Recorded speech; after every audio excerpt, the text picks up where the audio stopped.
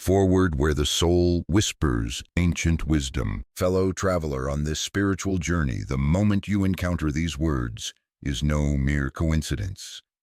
It is a gentle call from deep within, a sacred resonance between your yearning soul and an ancient stream of wisdom seeking its harbor. Take a deep breath, for you stand at the threshold of a discovery that could forever change how you perceive yourself and this vast universe. We are accustomed to viewing money as a tangible goal, something to be pursued, to be accumulated in a material world that seems ever demanding. But what if I told you that in a more profound reality, money is merely a manifestation of energy, a cosmic river flowing ceaselessly, and that true prosperity is not the result of external efforts, of exhausting competitions, but your natural state of being, a harmonious vibrational frequency emanating from your very self, from your immutable inner core. Like a boundless ocean, abundance is not a distant island you must labor to find. No, it is an eternal reality that has always existed within you, waiting to be recognized, to be remembered. You are not here to create wealth from nothingness.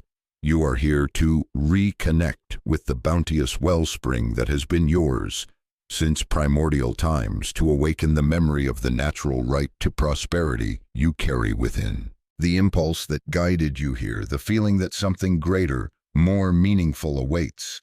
This is the sign of an inner awakening stirring to life. Your soul is ready to receive a truth that transcends programmed limitations, a truth capable of liberating and healing. This book is not merely pages filled with information or strategies. Consider it an energetic key, a transmitted tool to activate a transformation from your deepest core. It is here not to teach you something new, but to help you remember what you already know, to awaken the deeper layers of consciousness, where ancient wisdom and the truth of your prosperous nature still reside, timeless and eternal. Therefore, pause your external seeking. The true journey invites you to turn your focus inward, to nurturing your inner garden, refining your vibrational frequency, and achieving profound alignment. For it is from that place of stillness and majesty that the true flow of abundance begins to pour forth. This is an invitation to shed the heavy cloaks of lack and limitation, those ingrained old beliefs that you must struggle, that you must fight to attain. Realize that this is not your true nature, not your destiny. Trust in the ancient wisdom being imparted through these words, and above all, trust the sacred call echoing from your own soul as you receive them. You are not merely to possess wealth, you are invited to become a living conduit, a pure channel for the energy of cosmic abundance to flow through you naturally, unceasingly, and radiate out into the world. This is not just a book about money. This is a journey home to the whole harmonious and prosperous being that is your sacred birthright.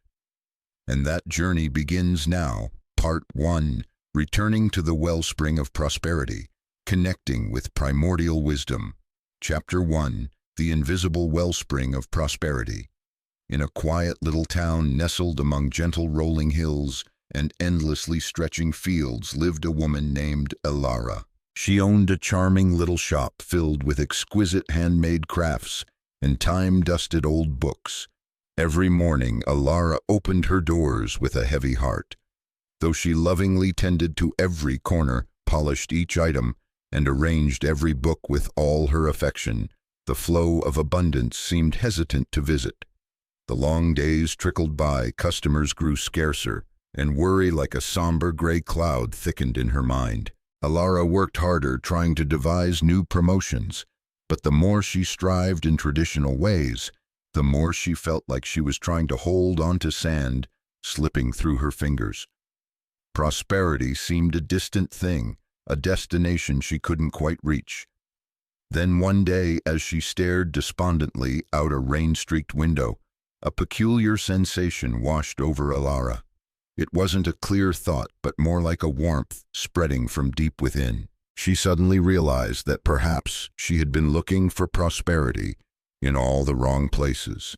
Perhaps it wasn't in the figures in her ledgers or the number of customers walking through her door, An inner whisper arose suggesting that true currency wasn't just paper dollars or dancing numbers on a computer screen. It was an energy, a vibration, a feeling.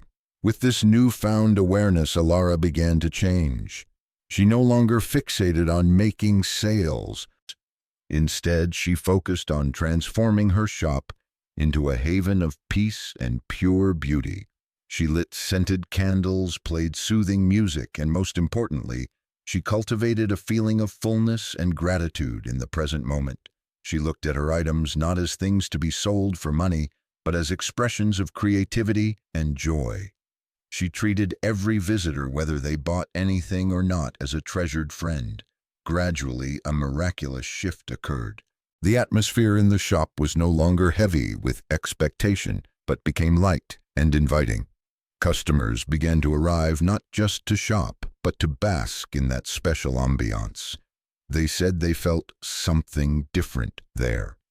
Alara's shop began to flourish, not because of flashy business strategies, but because Alara herself had become a living magnet, attracting the flow of abundance with her own vibrational frequency. She was prosperity before it manifested in the material world. The story of Harold, a talented architect who always felt undervalued and struggled with projects, offers a similar testament. Harold worked tirelessly, spending sleepless nights over blueprints, striving to create the most perfect designs. He believed that if he just worked harder, pushed himself more, success and wealth would inevitably follow. But reality was harsh. Large projects seemed to elude him, and small contracts barely allowed him to make ends meet. His confidence gradually eroded, replaced by a sense of helplessness and self-doubt. During a chance attendance at a talk on inner development, Harold heard an idea that completely changed his perspective. You don't attract what you want, you attract who you are. That sentence echoed in his mind. Harold began to realize that for so long he had been unconsciously emitting a frequency of lack, of not being good enough, of struggle. He had always looked outward, seeking validation and opportunities from the material world, forgetting that the wellspring of all prosperity begins from within. Harold decided to halt his frenzied pursuit. He took time to reconnect with himself, to listen to the voice of his heart. He began to practice daily gratitude, cherishing what he had, from his creative ideas to his good relationships. He visualized a successful, confident Harold, living in abundance and creative joy, not as a distant dream, but as a reality already present within him. He focused on being that person right in the present moment. And then the miracle happened. Opportunities began to find their way to him naturally. Large clients, exciting projects he had previously only dared to dream of, now actively sought him out. Harold no longer needed to chase, because he had become a living embodiment of the prosperity he had always sought. He realized that true currency, the flow of abundance, is an invisible energy flowing according to the direction of consciousness and the openness of the heart. Lessons from the invisible wellspring. The stories of Alara and Harold are not rare miracles, but testaments to a profound universal law. True currency is invisible and is energy. It's not just the tangible coins and bills we hold. Its deeper essence is an energy as fluid as water, flowing with the direction of your consciousness and the openness of your heart. Wealth originates from within, from who you are. It is a reflection of your inner state, your awareness, and the vibrational frequency you carry. When you are wealth, prosperity will naturally manifest in your material world. Perception determines reality. Change doesn't come from external fixes, but from a transformation in our lens of perception. From seeing scarcity to recognizing the endless flow of abundance. And perhaps most importantly, it's about learning to let go of pursuit and shift to presence. We are often taught to pursue wealth, but prosperity arrives when we stop seeing it as something external to grasp and instead recognize it as an inherent part of our being, a state to be. Practical exercise. Sacred visualization of the abundant flow to help you connect with this invisible wellspring. Try the following practice, a small ritual to reprogram your subconscious and open yourself to receiving. Find a quiet space, a place where you can sit comfortably undisturbed for about 10 to 15 minutes. Close your eyes and breathe deeply. Inhale through your nose, feeling fresh air fill your body. Exhale slowly through your mouth, releasing all tension. Repeat several times until you feel relaxed. Visualize a river of brilliant golden light. This river is the energy of infinite abundance, ever flowing, always sufficient. See it flowing around you, through you. Feel fullness from within. Now envision a warm light at your heart center. This light is your abundant nature. Feel the warmth, peace, and gratitude radiating from your heart. Feel that you are complete and abundant right now, right here. Merge with the flow. See the light from your heart merging with the golden river of light outside. You are part of this endless flow. You don't need to grasp. Simply allow yourself to be supported and to flow with it. Feel wealth, joy, and freedom permeating every cell. Hold this feeling as you conclude the practice. Carry this sense of fullness and connection with you into your day. Remember that you can always return to this wellspring at any time. This chapter has opened a door for you to see the true nature of currency and prosperity. It is not an external hunt, but an inner discovery and cultivation. Ilara and Harold remembered the ancient flow of abundance by changing how they saw and felt, thereby opening the way for that flow to pour into their lives naturally and powerfully. You can do it too. Chapter 2. The Ancient Well That Never Runs Dry. In a lush, green valley where time seemed to slow its pace, a small village nestled around an ancient well. It was said that this well was not only a source of cool, fresh water, but also a mirror reflecting the soul of the entire community. Clara, a woman with a sensitive heart and listening eyes, grew up with tales of the sacred well. She remembered her childhood days when the water in the well was always full, reflecting the clear blue sky and the joyful laughter of the villagers. In those times, people's hearts overflowed with faith and a spirit of sharing. Then a prolonged drought struck, not only parching the land, but seemingly sowing seeds of fear into everyone's minds. Villagers began to worry, to hoard, and suspicion crept into once close relationships. Clara sadly noticed that the water level in the ancient well also began to recede, as if it were breathing in rhythm with their unease. One afternoon, sitting silently by the well's edge, gazing into its deep waters, Clara suddenly understood something. The well wasn't truly running dry. The underground spring was always there, abundant and endless. The problem lay with them, with the invisible walls of fear and contraction that had obstructed that natural flow. With quiet determination, Clara began by changing herself. She shared her family's last jugs of water with those in greater need. She spent time talking with people, planting seeds of hope and reminding them of the abundant days of the past and the power of faith. She organized small gatherings where people sang together, told stories, and expressed gratitude for what they still had, no matter how small. Gradually, a warm wave of connection and trust spread throughout the village. And then a miracle happened. As if by magic, the water level in the ancient well began to rise fuller each day, until it was brimming as it once had been. Clara smiled. She knew that abundance is an infinite flow, always available. It was like the ancient well that never ran dry, always flowing and plentiful. The issue wasn't a lack of flow, but a lack of receptivity, an issue of the openness of each person's heart. The story of Walter, a wealthy merchant in a large city, offers another perspective on the paradox of grasping. Walter had built his fortune from scratch, and the fear of loss constantly haunted him. He controlled every penny spent, managed his employees with strictness, and always tried to anticipate every risk. He believed that only tight control could protect his vast assets. Yet the more he tried to hold on, the more insecure he felt. Investments began to falter, Good employees left one by one, unable to bear the pressure, and his health declined due to constant stress. The wealth he had painstakingly accumulated seemed to be slowly slipping through his fingers, despite all his efforts to retain it. One day, a sudden severe illness struck Walter down, forcing him to be bedridden and to entrust his entire business to his son, whom he had always considered naive and inexperienced.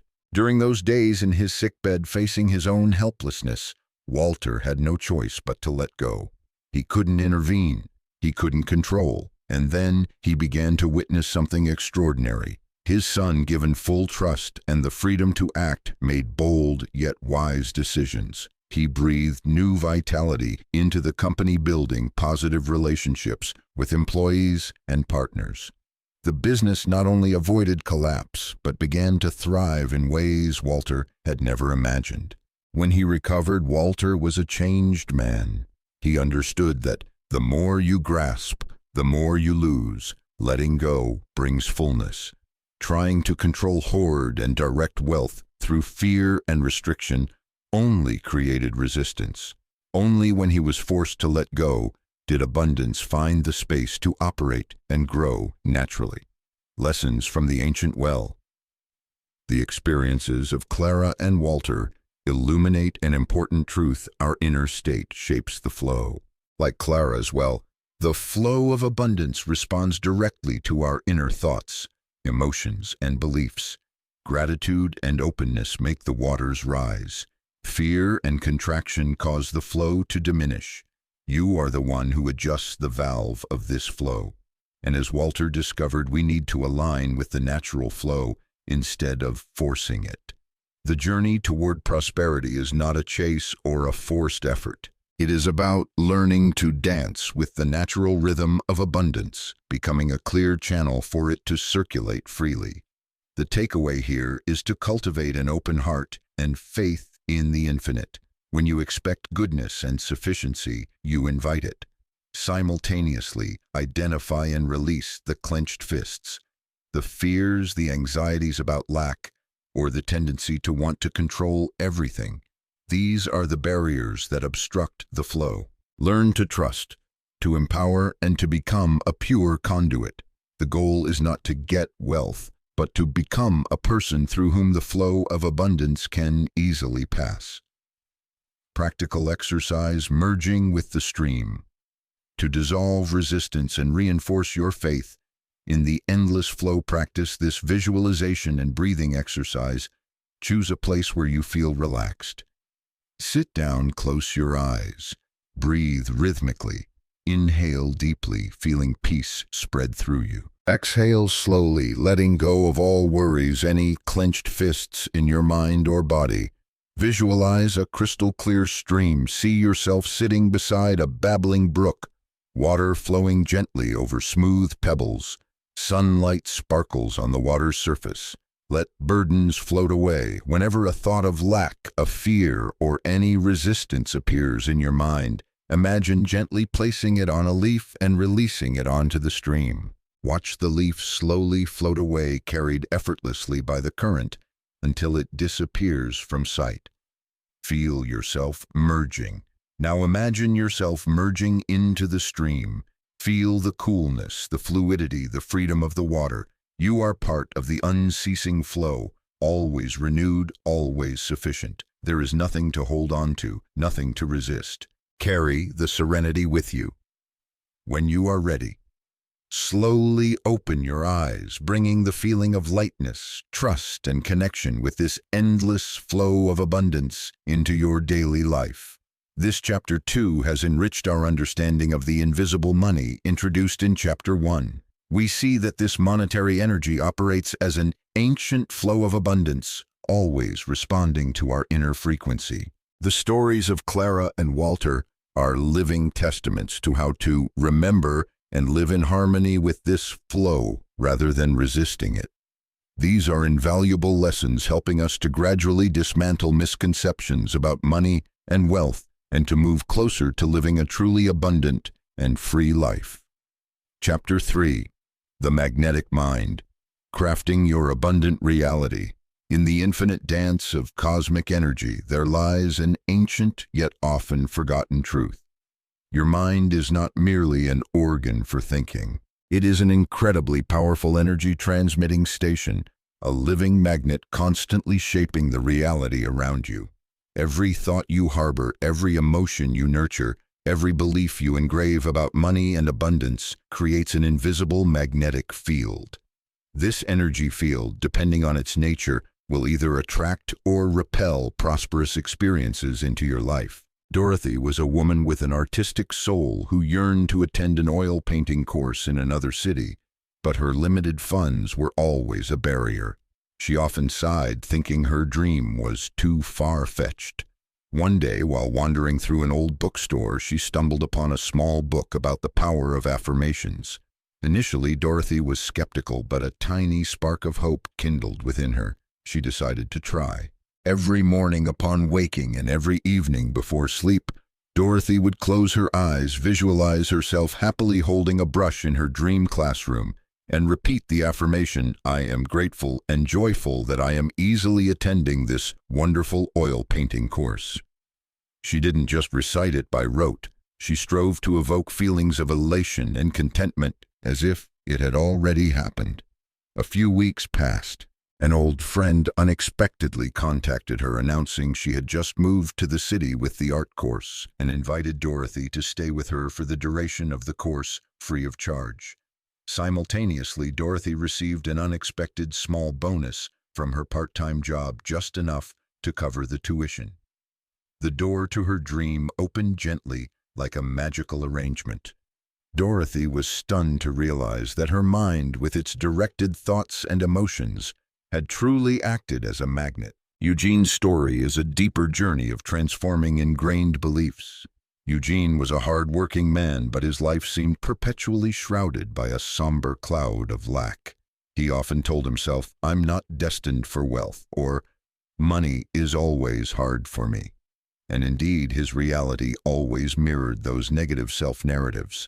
He worked hard but barely made ends meet. Good opportunities seemed to constantly evade him. After hearing Dorothy's story and delving deeper into the law of attraction, Eugene realized he needed to fundamentally change the script running in his head. It wasn't easy. Negative beliefs were deeply ingrained in his subconscious. But Eugene persisted. He began each day by writing down and reading aloud new affirmations. "I am a magnet for wealth and success. I deserve an abundant and happy life. The universe is generous and provides everything I need." Initially, these words sounded hollow, even false to him, but he didn't give up. He focused on feeling their truth, visualizing a confident, successful, and peaceful Eugene. Gradually, a subtle shift began to occur. He felt lighter, more optimistic. Then small signs appeared. An old client referred a lucrative contract. A business idea suddenly emerged and was well received. Eugene's life didn't change overnight, but his magnetic energy field had truly shifted, and the external world slowly began to reflect that inner transformation. Lessons from the magnetic mind. These experiences illuminate a mental magnetic law, ancient yet ever-present. The energy you emit attracts corresponding energy. If your mind is steeped in lack, you transmit a frequency of scarcity. If you focus on abundance with unwavering belief, you send out signals of prosperity, and the universe will respond in kind. The reality-crafting power of affirmations is a potent tool. When used intentionally with consistency and emotion, they can alter the magnetic field of your mind. However, remember that belief and emotion are the fuel for magnetism. The universe doesn't just hear your words, it feels the emotional resonance and the level of conviction behind them. The most important lesson is to be aware of the frequency you are emitting. Become conscious of your thoughts, emotions, and underlying beliefs. Simultaneously, master your inner dialogue, replacing negative self-narratives with positive affirmations. It is crucial to practice affirmations with persistence and belief, and especially to Feel the truth of your affirmations. Live in that state as if it were already true. Finally, remember that change from within, first the outside will follow suit. Practical exercise. Crafting your personal prosperity field. To begin using the power of your magnetic mind, practice the following exercise. Identify limiting beliefs. Take some quiet time to write down any negative or limiting thoughts and beliefs you commonly have about money and wealth, e.g., money is hard to earn. I'm not good with money. Rich people are often not good people. Transform into positive affirmations. For each limiting belief, write an opposing affirmation in the present tense that is positive and empowering, e.g., money comes to me easily and naturally. I am an excellent money manager. I attract wealth and use it to create positive value. Select and focus. Choose 3 to 5 affirmations that feel most significant to you or that address the aspects you most want to change. Daily practice with emotion. Every morning when you wake up and every evening before you go to sleep, read these affirmations aloud. As you read, close your eyes and visualize yourself living in the reality that the affirmation describes. Most importantly, strive to evoke and genuinely feel the positive emotions, joy, gratitude, peace, confidence, as if that reality is already yours. Persist and trust. Write these affirmations in a small notebook or post them where you will see them regularly. Remember that this is a process. Change requires time and consistency. This chapter has further illuminated the operating mechanism of the ancient flow of abundance, Chapter 2, and the energetic nature of invisible money, Chapter 1. The magnetic mind is the very tool through which we can actively adjust our frequency to harmonize with that energy flow. Remembering the ancient flow includes recalling and utilizing this innate magnetic power of the mind to craft an increasingly abundant and meaningful life. Chapter 4. The Curse of Scarcity. Breaking the Invisible Inheritance. Have you ever felt that despite all your efforts, an invisible wall still prevents you from reaching true abundance? There are deep-seated beliefs about money, about the struggle for survival, about your own limitations that you might assume are uniquely yours. But the core message of this chapter is many of them are not. They are the curses of scarcity, negative energetic heirlooms silently passed from one generation to the next, taking root in our subconscious and unconsciously shaping our reality.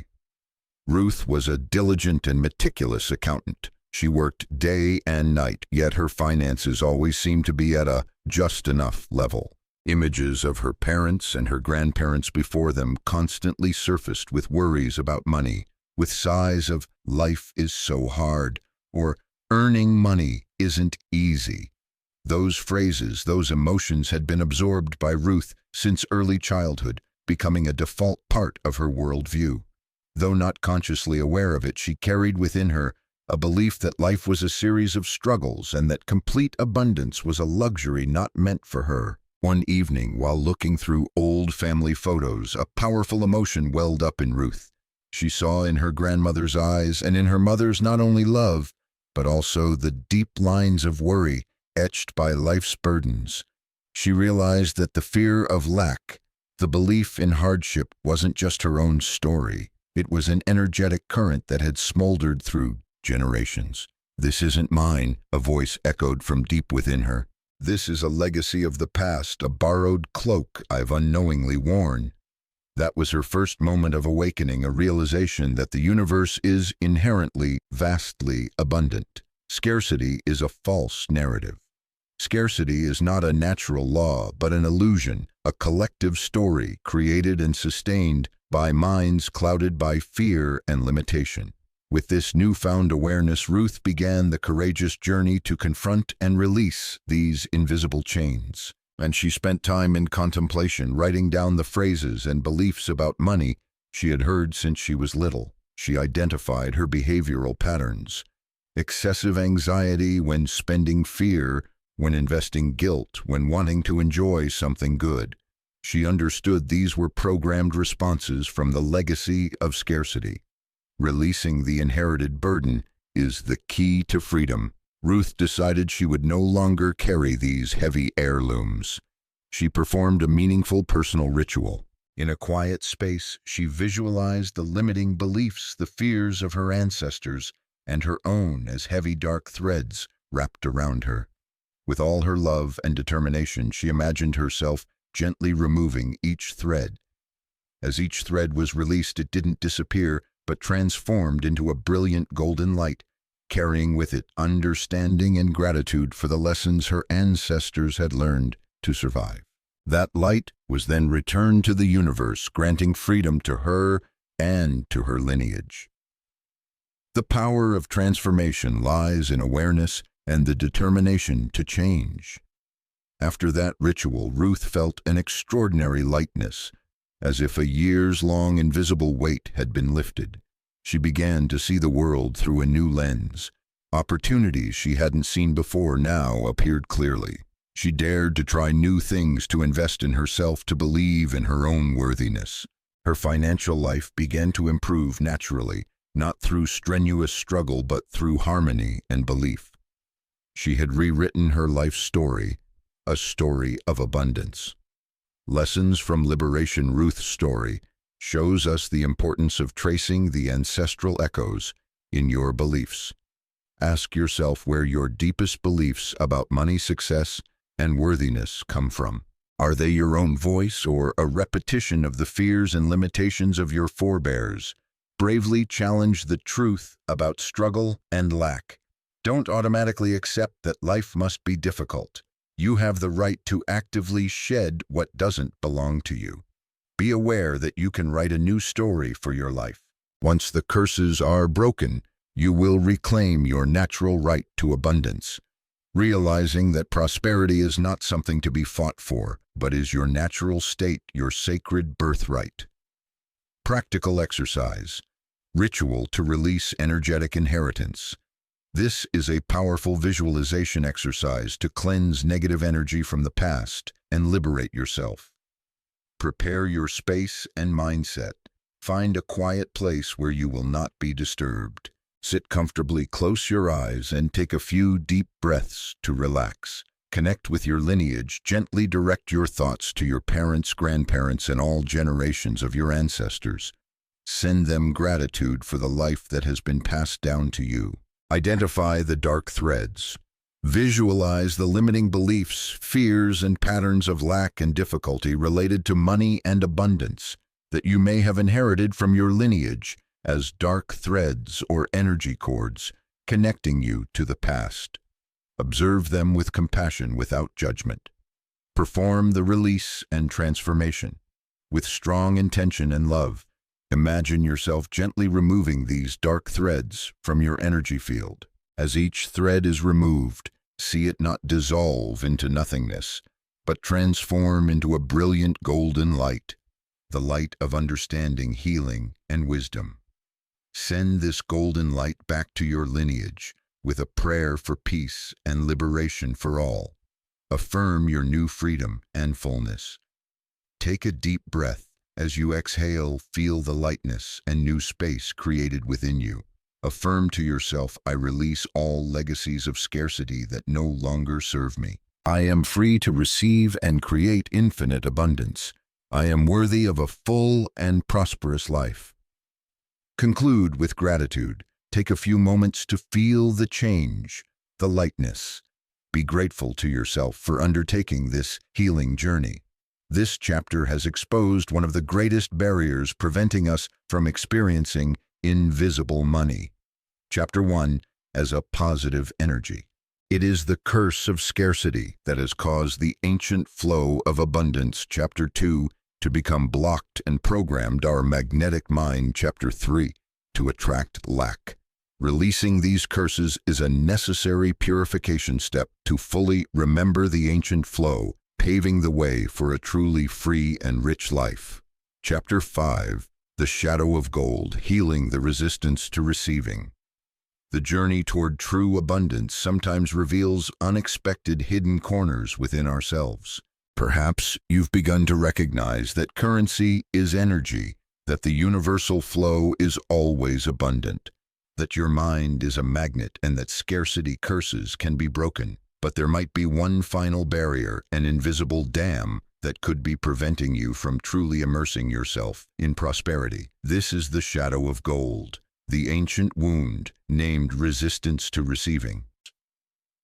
The discomfort, guilt, or subtle acts of refusal, when abundance, blessings, or help come your way, are often not expressions of virtue or noble humility. They are echoes of an ancient psychological wound, a fear or a cleverly disguised feeling of unworthiness. Arthur was a man renowned throughout town for his kindness and generosity. Whenever anyone needed help, Arthur was always the first to arrive with a gentle smile and hands ready to share. Yet there was something peculiar about Arthur. He was extremely uncomfortable receiving anything from others. A compliment would be brushed aside with a somewhat forced humility. A gift would make him anxious to repay it tenfold, and an offer of help would be politely declined with the excuse, "I can manage on my own."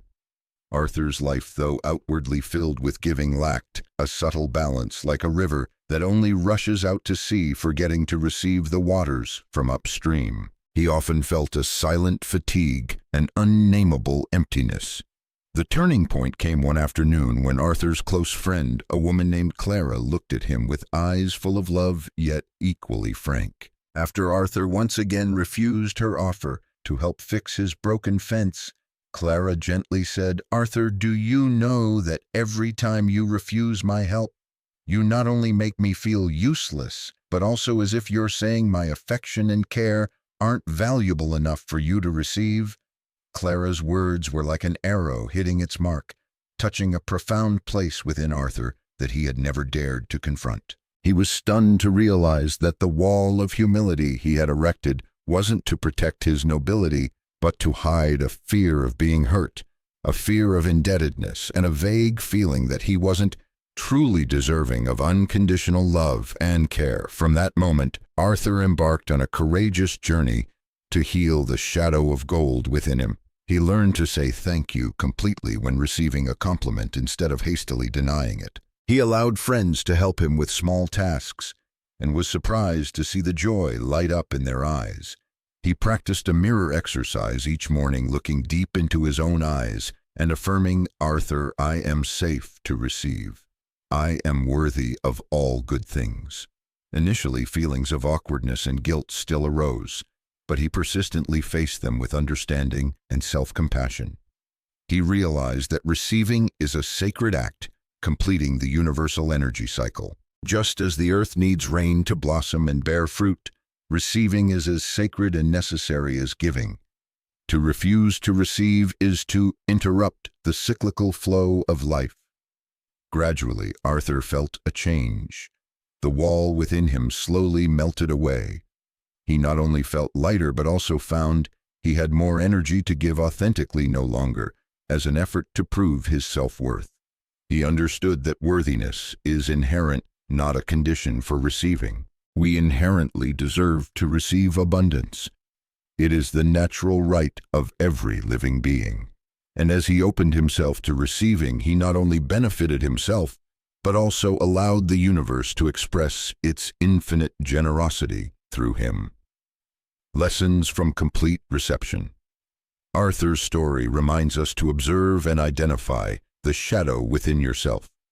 Be honest about your reactions when faced with opportunities to receive. Is there awkwardness, refusal, guilt, or feelings of inadequacy?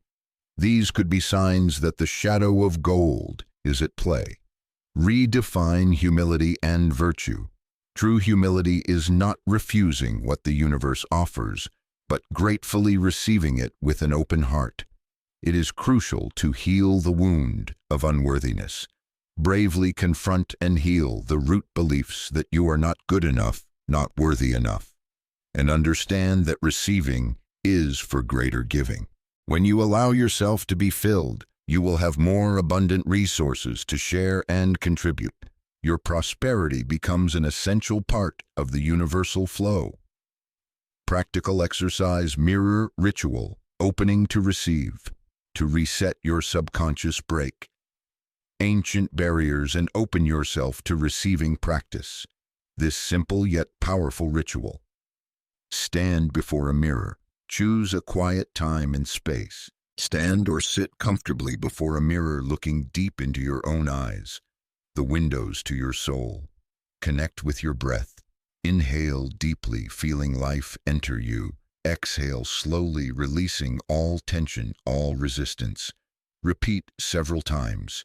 Speak affirmations with emotion, looking directly into your eyes in the mirror with a sincere voice and heartfelt emotion. Clearly say, I, your name, am completely safe to receive. I am worthy of all the love, abundance, and every blessing the universe brings. I open my heart and my arms to joyfully receive all good things flowing toward me with infinite gratitude. Feel and absorb after speaking. Maintain eye contact with yourself. Feel the truth of these words slowly seeping into every cell, into every nook of your soul. Allow yourself to feel the warmth, peace, and joy of being received. Repeat daily. Practice this exercise every day, especially in the morning to start your day, or in the evening before bed to gradually rebuild a healthy relationship with receiving. The shadow of gold highlights a subtle yet crucial barrier on the journey of remembering the ancient flow. Even when we understand that invisible money, chapter 1, is energy, that the ancient flow of abundance, chapter 2, is always streaming, that the magnetic mind, chapter 3, has been attuned, and that the curse of scarcity, chapter 4, has been released, resistance to receiving can become the final dam. And this chapter completes the picture, emphasizing that opening ourselves to receive with gratitude and worthiness is the key for the flow of prosperity to circulate fully and freely in your life. Chapter 6. The Law of Circulation. The breath of abundant energy. Together we have journeyed through an exploration of the profound aspects of prosperity, from the invisible nature of currency to the creative power of the mind and the healing of past wounds. Now in this final chapter of Part 1, Remembering the Ancient Flow, we will touch upon a foundational law, a core operating principle of the universe, the law of circulation, the breath of abundant energy. The primary and consistent message is that prosperity, like all life energy, must be circulated, must flow unceasingly to maintain vitality, purity, and growth. Hoarding out of fear of loss, much like holding one's breath for too long, creates stagnation, suffocation, and the very sense of scarcity we try to escape. Raymond was a successful entrepreneur who had built a large fortune from scratch. Memories of a deprived youth had etched an invisible fear of loss deep into his mind. Despite possessing wealth, many dreamed of. Raymond lived in constant anxiety. He controlled expenditures strictly, even with himself and his family. To him, money was something to be guarded meticulously, a fortress against the ghosts of the past. But the more Raymond tried to hold on, the more suffocated he felt. Wealth brought him no joy or peace, only the burden of protection and loneliness in a cold fortress. Then one day, during a business trip to a small town, Raymond chanced upon Lillian, an elderly woman living in a simple yet cozy house, its small front garden always vibrant with flowers. Lillian didn't have much material wealth, but her smile was always radiant, and her heart seemed to hold an ocean of peace and generosity. Raymond was surprised to see her readily share her simple meals with passers-by or spend her meager pension money to help a needy family in the neighborhood. When he asked her secret to such constant joy and abundance, Lillian smiled, her eyes twinkling. Child, life is like a river. Water must flow for the river to live. Love, money, or whatever you have also needs to be shared, to be given for it to return and bring even more. I believe in the generosity of the divine, and the divine has never let me lack. Lillian's words and life touched something deep within Raymond. He began to reflect on his own river, one that was being clogged by dams of fear, Cautiously, he decided to try to unclog it. He started by donating a considerable sum to a children's charity he had quietly researched. For the first time in years, as he signed that check, Raymond didn't feel a sense of loss, but a gentle joy, a strange sense of liberation. He continued to practice giving not just money, but also his time and attention to those around him. And a miracle happened. Not only did his relationships become warmer and more meaningful, but his business also experienced unexpected growth. New opportunities and sincere partners found their way to him. Raymond realized that when he loosened his grip, when he allowed prosperous energy to circulate, it didn't disappear. Instead, it returned stronger, richer, bringing with it the joy and peace he had longed for. The stories of Raymond and Lillian testify to the truth that giving and receiving are one, the sacred rhythm of life. They are not opposing actions, but two sides of the same coin, two phases of the same cosmic breath. When you give freely with joy and trust in the endless flow, you activate the natural law of increase. The universe will respond to your openness. And ponder this deeply. Money is tangible love, a sacred medium of exchange. When money is viewed as the tangible expression of love and provision from the divine, the acts of giving and receiving money take on a sacred and cherished meaning. Lessons from the dance of life. The greatest lesson from this chapter is to actively participate in the flow by giving unconditionally. Find ways to give your time, talents, and resources without expecting anything in return. More importantly, cultivate absolute faith in the universe's provision. Like Lillian, be fully open to both give and receive, because this balance creates sustainable prosperity. Recognize the power of letting go and become a conscious co-creator with the universe, participating in this great dance of giving and receiving. Practical exercise, the abundance breath, giving and receiving. To truly feel and live by the law of circulation, practice the abundance breath this week. The exhale phase, conscious giving. This week, choose at least one specific act of giving. It could be a small sum of money for someone in need, spending time listening to a friend, facing difficulties, sharing your knowledge with someone, or simply offering a smile and a kind word to a stranger. When performing this act, do it with a joyful heart and pure intention, expecting nothing in return. Feel the energy being released and the joy of sharing. The inhale phase, conscious receiving. Also this week, pay attention to what the universe brings to you. It might be a compliment, a small gift, unexpected help, or a new opportunity. When these things arrive, pause for a moment. Take a deep breath and receive them with sincere gratitude, without guilt or awkwardness. Say thank you from the bottom of your heart. Daily affirmation.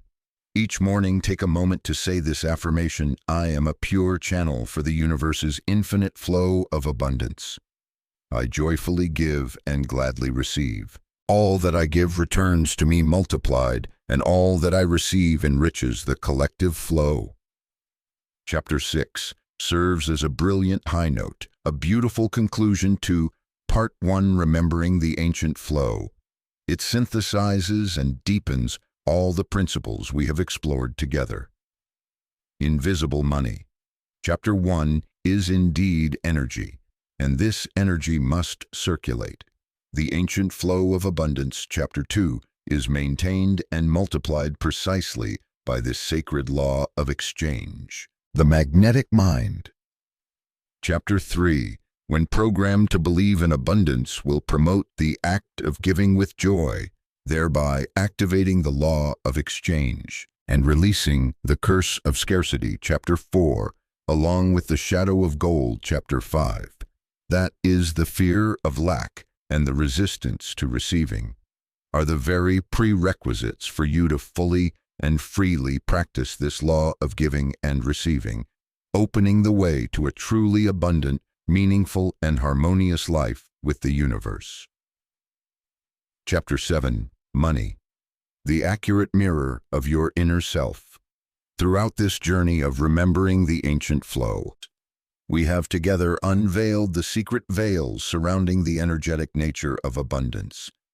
We have learned to listen to the echoes of the universe, recognize invisible legacies, and practice sacred laws.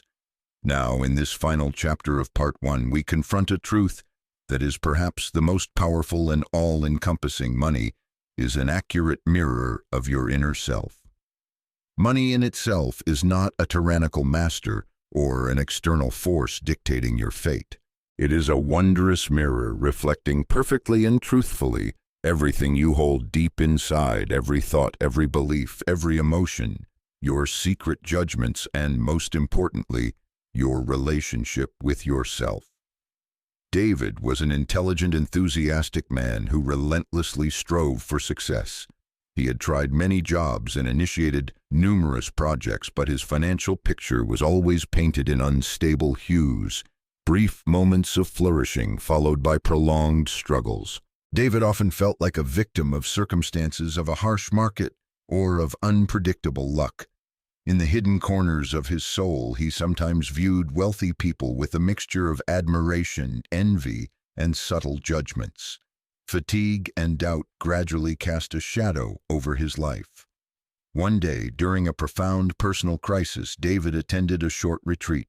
There, amidst the quietude and words of wisdom, a statement from the facilitator struck the very core of his awareness. Money doesn't lie. It's an accurate mirror of what's happening in your inner world.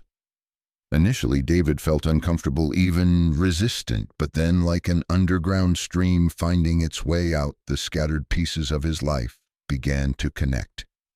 He realized that his financial instability was a direct reflection of his ingrained fear of failure, his feelings of low self-worth and unresolved inner conflicts. His judgments about the wealth of others were, in fact, the voice of his fear of being judged if he himself became successful, and a denial of his own desire for abundance.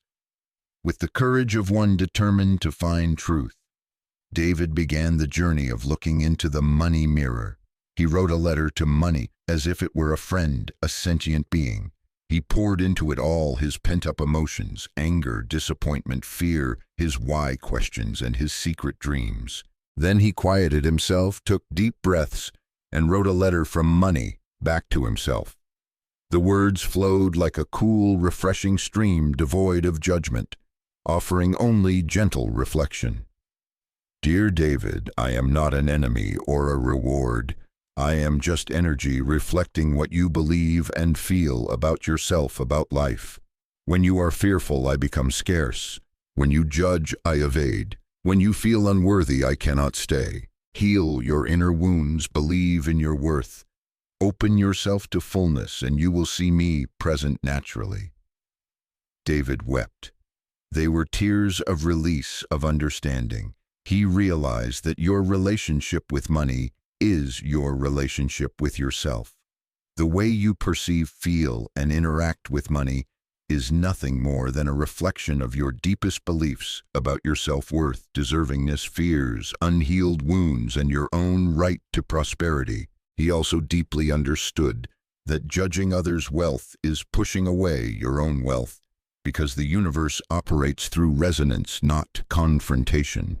The path to changing his financial reality began not with altering external factors, but with inner healing. Lessons from the reflecting mirror. The most profound lesson from this chapter is to use the money mirror to understand yourself. Bravely look at your financial situation and your emotions related to money. What is it telling you about yourself? What beliefs, what fears you carry? Is it reflecting? Stop blaming. Begin the journey inward. See money as a friend, a faithful messenger, showing you the aspects of your soul that need love and healing. Release judgment to open to receiving. The acceptance and love you send out will return to you in the form of abundance. And remember, inner integrity is the foundation of sustainable wealth. True prosperity is not just about numbers. It is the reflection of a healed soul, a person living in integrity and self-love. Practical exercise. Authentic dialogue with money.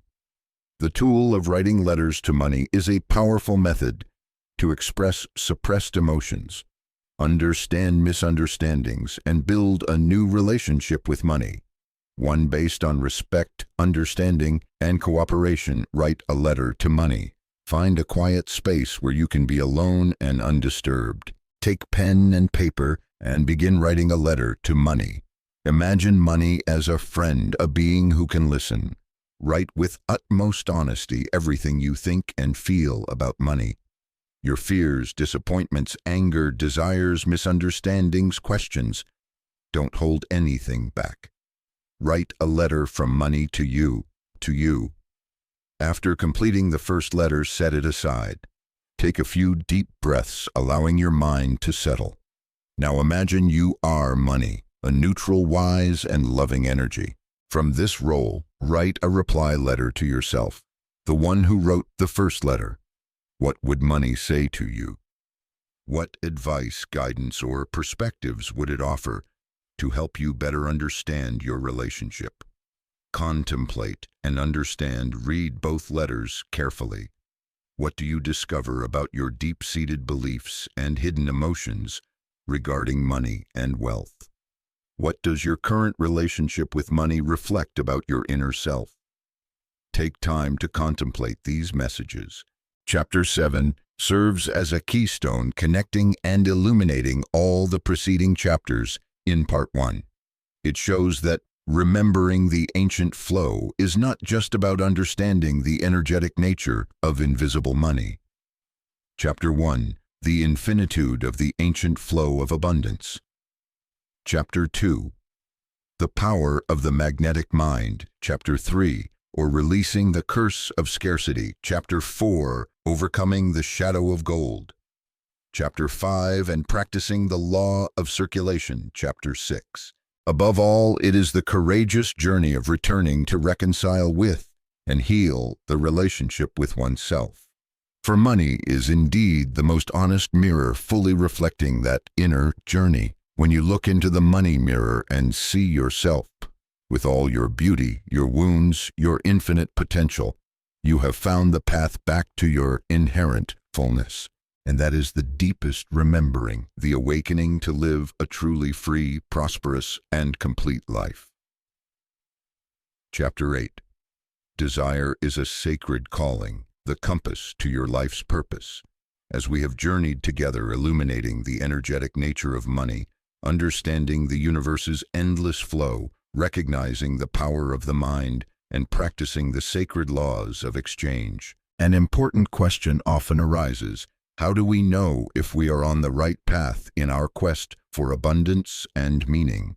The answer, dear friend, lies deep within your heart, in a form that is often misunderstood. It is this: desire is a sacred calling, not mundane craving. This is a central and revolutionary message. Your deepest desires are not selfish, random whims or signs of dissatisfaction. They are sacred messages, invitations from the universe, a divine compass guiding you toward your fullest expression and your life's noble purpose. Earl was a gardener with skillful hands and a deep love for Mother Earth. His small garden was always a lush green oasis, a testament to his dedicated care. Yet hidden deep in Earl's quiet heart was a grander dream, a yearning for a vast community garden, a sanctuary for rare plants, a space for healing and learning for everyone. He often dismissed the thought, telling himself it was just an old man's fantasy, something too far-fetched and unrealistic for a simple gardener like him. Feelings of guilt and self-doubt sometimes crept in, making him want to bury that desire in the deepest place. One clear autumn morning, as he was gazing at an old fruit-laden apple tree in his yard, a profound stillness and understanding suddenly enveloped Earl. He realized that just as this tree always stretched towards the light, following a natural law to blossom and bear fruit, the desire within him was not accidental. It was a life seed, a call from life itself, seeking expression through him. The universe speaks through our deepest desires. To suppress or ignore these desires is like silencing the voice of your spirit, your soul. With a newfound reverence, Earl began to listen to and honor the call from his heart. He no longer saw it as a burden or an illusion. He started with small steps, sketching out ideas for the garden, researching plant species, and sharing his dream with close friends. Initially, there were doubts both from himself and from others. But as Earl steadfastly followed his inner guidance, a miracle began to unfold. An old acquaintance happened to know of a piece of public land that was looking for someone to develop it. A retired botanist offered to help. Volunteers inspired by Earl's quiet yet intense passion began to arrive. Bit by bit, his unrealistic dream started to take shape. The community garden not only became a green lung for the town, a place for healing and connection, but it also brought Earl a joy for living, a sense of fullness and meaning he had never known before. He understood that honoring desire is aligning with the universe's grand plan. Earl's story shows that the desire for abundance is an inseparable part of the spiritual journey. Wanting a materially abundant life, a meaningful career, or deep relationships does not in any way contradict the path of spiritual development. On the contrary, when you pursue the true desires of your heart, you unlock the unique gifts and talents you were born to share. Your abundance then becomes a conduit for sacred energy to flow, blessing both yourself and the world. Lessons from the Heart's Call. The important lesson from this chapter is to listen to your heart with absolute reverence. Take quiet moments to listen deeply to what your heart truly desires without rushing to judge or feel ashamed. Release old prejudices about desire, distinguishing between fleeting, superficial cravings and deep, authentic desires from the soul. Bravely follow the inner calling, even if it seems vague at first.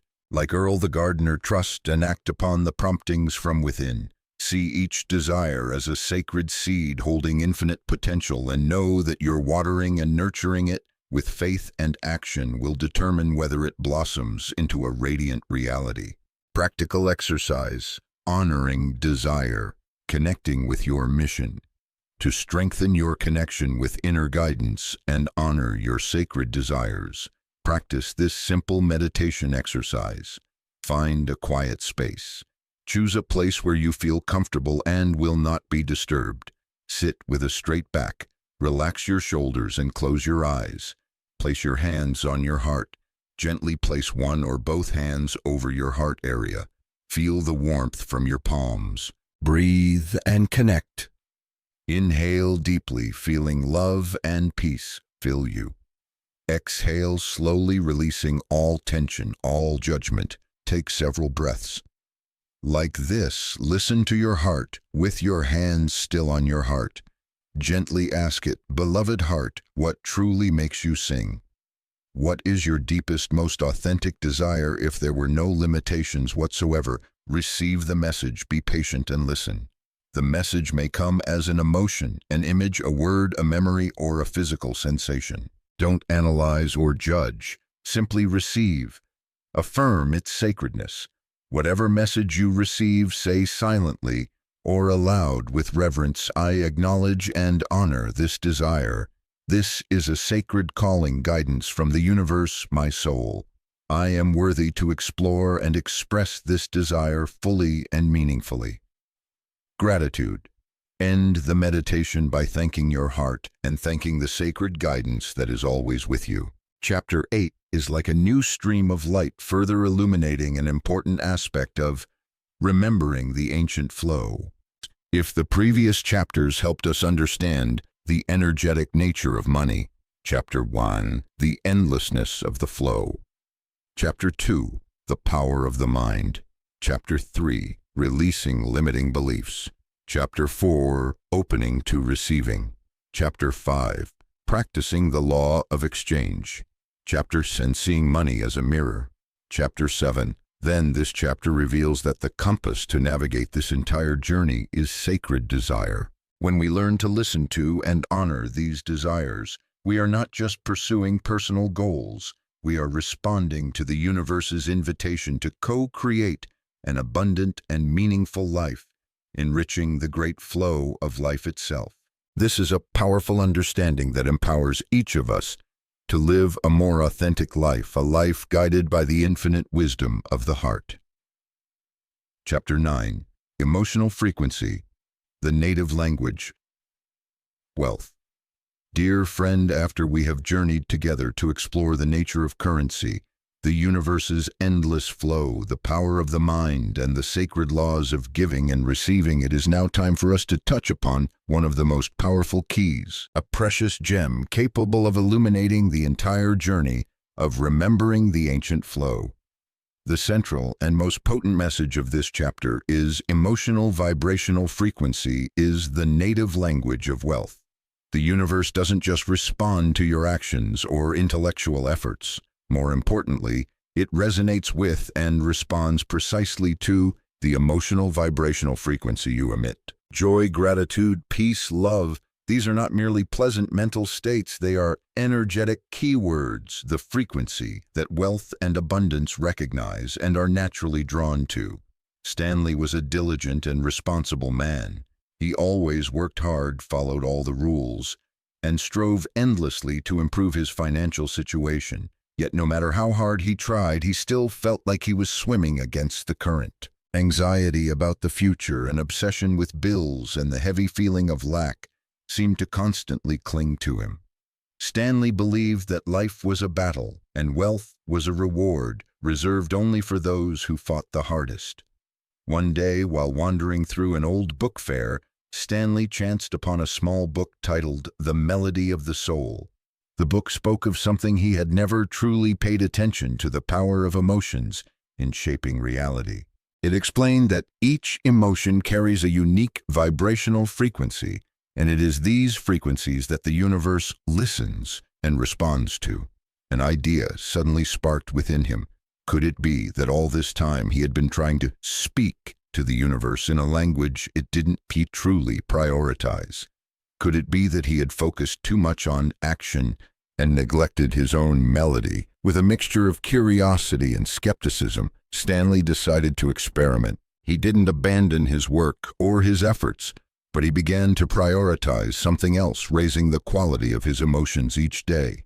He made a list of small things that brought him joy: listening to a favorite piece of music, taking a walk in the park early in the morning, playing with his little dog, spending time reading a good book. Whenever he did these things, he didn't just go through the motions. He was deeply conscious of the feelings of joy, peace, or gratitude arising. He told himself, this very feeling is my new frequency. He learned to feel better first, regardless of his external circumstances. The miracle didn't happen immediately, but Stanley noticed a subtle shift from within. The burden on his shoulders seemed to lighten. He felt more optimistic, and creative ideas began to emerge naturally. Then the external world also began to reflect this inner change. A project he once thought was deadlocked suddenly found an unexpected solution. A new collaboration opportunity came to him through an old friend. He realized that wealth is attracted naturally, not wrestled for through effort. It finds its way to those who vibrate at a compatible frequency. And he also understood a crucial perceptual shift. Joy is the magnet, not the reward after money.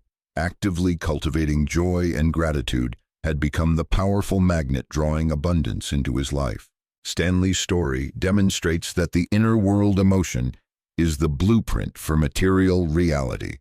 Your dominant emotional state is the sacred temple, the blueprint from which all material manifestations in your life are formed. When you maintain the frequency of joy, appreciation, and peace, the external world must rearrange itself to reflect that inner experience. Lessons from the melody of life. The crucial lesson from this chapter is to prioritize raising the quality of your emotions every day. This is not a luxury, but an essential foundation for attracting prosperity. Actively create joy and affirm it as your new frequency. Don't wait for joy to simply arrive. More importantly, trust in the magnetic power of emotions. Understand and believe that the emotions you nurture have the power to attract corresponding experiences. And finally, shift your focus from doing to have to being to attract.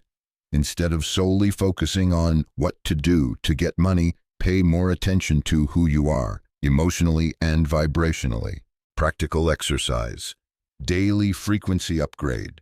The scale of joy. To actively raise your emotional vibrational frequency, practice the scale of joy exercise. Create a list of positive emotional anchors. Write down 5 to 7 simple activities, thoughts or memories that reliably bring you feelings of joy, peace, gratitude, or love. E.g., listening to a specific song, visualizing a beautiful natural scene, hugging a loved one, remembering a past success, smelling a pleasant fragrance. Practice active frequency lifting. Each day, choose at least 1 to 2 emotional anchors from your list to practice. Spend a few minutes truly immersing yourself in that experience, allowing yourself to fully feel the positive emotions, Yongdong Trao, surge/well up. Especially when you feel stressed, anxious, or down, actively turn to one of these anchors as a way to retune your frequency. Affirm your new frequency. In the moment you feel a positive shift in your emotions, smile and tell yourself silently or aloud, "This is my frequency. I am attuning to joy and abundance. The universe is responding to this feeling." Shift your focus. In daily decisions, try asking yourself not only, "What do I need to do?" but also, "How do I need to feel to attract what I desire?" or "What action will help me feel more joyful, grateful, peaceful right now?" Chapter 9 is like a precious gem illuminating the energy mechanism behind remembering the ancient flow. That flow operates at a certain frequency, the frequency of joy, of gratitude, of life. It explains why invisible money, Chapter 1, is attracted by our inner state. It further clarifies how the ancient flow of abundance, Chapter 2, responds to Clara's gratitude. It provides the emotional fuel for the magnetic mind. Chapter 3. It is an antidote to the negative energy of the curse of scarcity, Chapter 4, and the shadow of gold, Chapter 5. It is the catalyst for the law of circulation. Chapter 6. To operate most powerfully. It explains why money is a mirror, Chapter 7, so accurately reflects our emotional state. And it shows that when pursuing desire as a sacred compass, Chapter 8, we often find activities that bring joy, thereby automatically raising our frequency. This is an incredibly important chapter, bestowing upon us one of the most powerful keys to unlocking sustainable prosperity, mastering our own emotional frequency, transforming each moment into an opportunity to attune with the magnificent symphony of life. Chapter 10, The Fear of Success, Overcoming the Guardian at the Threshold of Triumph. Dear friend, we have journeyed together through a long and profound exploration across the 9 chapters of Part 1. Remembering the Ancient Flow. You have come to understand the invisible energy of currency, the endlessness of the prosperous flow, the creative power of your mind and emotions, as well as how to release scarcity curses and open yourself to receiving. You are ready to truly live in prosperity. Yet there is a strange phenomenon, a final shadow that many of us often face right when we stand at the threshold of great success, when the universe is poised to bestow the very blessings we have always dreamed of. This is the fear of success, a cleverly disguised guardian that often leads to unconscious, self-sabotaging behaviors. Norma was an incredibly talented writer. After years of diligently writing in obscurity, the manuscript of her debut novel was finally accepted by a prestigious publishing house. It was a dream come true, the culmination of so much effort and desire. However, as the day of contract signing and the book's public launch drew near, a strange panic began to consume Norma. She suddenly doubted the value of her work. Negative voices echoed in her head. Will readers like it? Do I really deserve this success? What if this is just a fleeting stroke of luck and I fail later? Norma began to procrastinate, resubmitting the edited manuscript, found excuses to pick fights with her editor, and even in a moment of weakness nearly deleted her entire labor of love. The invisible guardian within her was trying to protect her from things that seemed too good to be true, from the immense change that success would bring. Conversely, Samuel, a young scientist with a breakthrough invention, also faced a life-changing opportunity. A large corporation offered to invest a huge amount of capital to bring his invention to the global market. Just like Norma, as success beckoned, a wave of fear and doubt arose in Samuel. He heard familiar whispers, "I'm too young, not experienced enough. Can I shoulder this responsibility? Or maybe it's safer to keep things small scale." But Samuel had undergone a journey of profound self-awareness. He recognized that resistance when success is near is an invitation to affirm your strength. This was not a sign for him to retreat, but rather the final guardian at the gate of transformation, a test to see if he truly dared to step into his own power and greatness. Samuel did not flee from his fear. He confronted it. Every morning he stood before the mirror, looked deep into his eyes, and practiced powerful affirmations. He told his inner guardian, "Thank you for trying to protect me, but I am ready now. I deserve this success. I trust my talent and the universe's guidance." He wrote down his fears, and next to them evidence of his abilities and the small achievements he had already accomplished. He visualized a brilliant future where his invention benefited many people. He chose to step forward, bringing the fear along, but not being led by it. And when Samuel signed the contract, it was not just a business transaction. It was a declaration of permission from the depths of his soul. The door of potential flew open, and resources and opportunities that seemed to have been waiting flooded into his life. He understood that doubting voices are not your friends. They are tired echoes of the past awaiting release. Lessons from the threshold of transformation. The stories of Norma and Samuel show us that identifying and halting self-sabotaging scripts is crucial when success is near. Become extremely aware of signs of procrastination, making excuses, or creating unnecessary trouble for yourself. Stand firm before the final test. When fear and doubt rise most strongly, take a deep breath and remember that this is your opportunity for immense growth. Use affirmations as a sword of light, assertively declaring your readiness and worthiness. Most importantly, trust and empower your unique gifts. Recognize that your talents, passions, and desires are sacred gifts bestowed by the universe. Deep inner permission is the ultimate key. Practical exercise.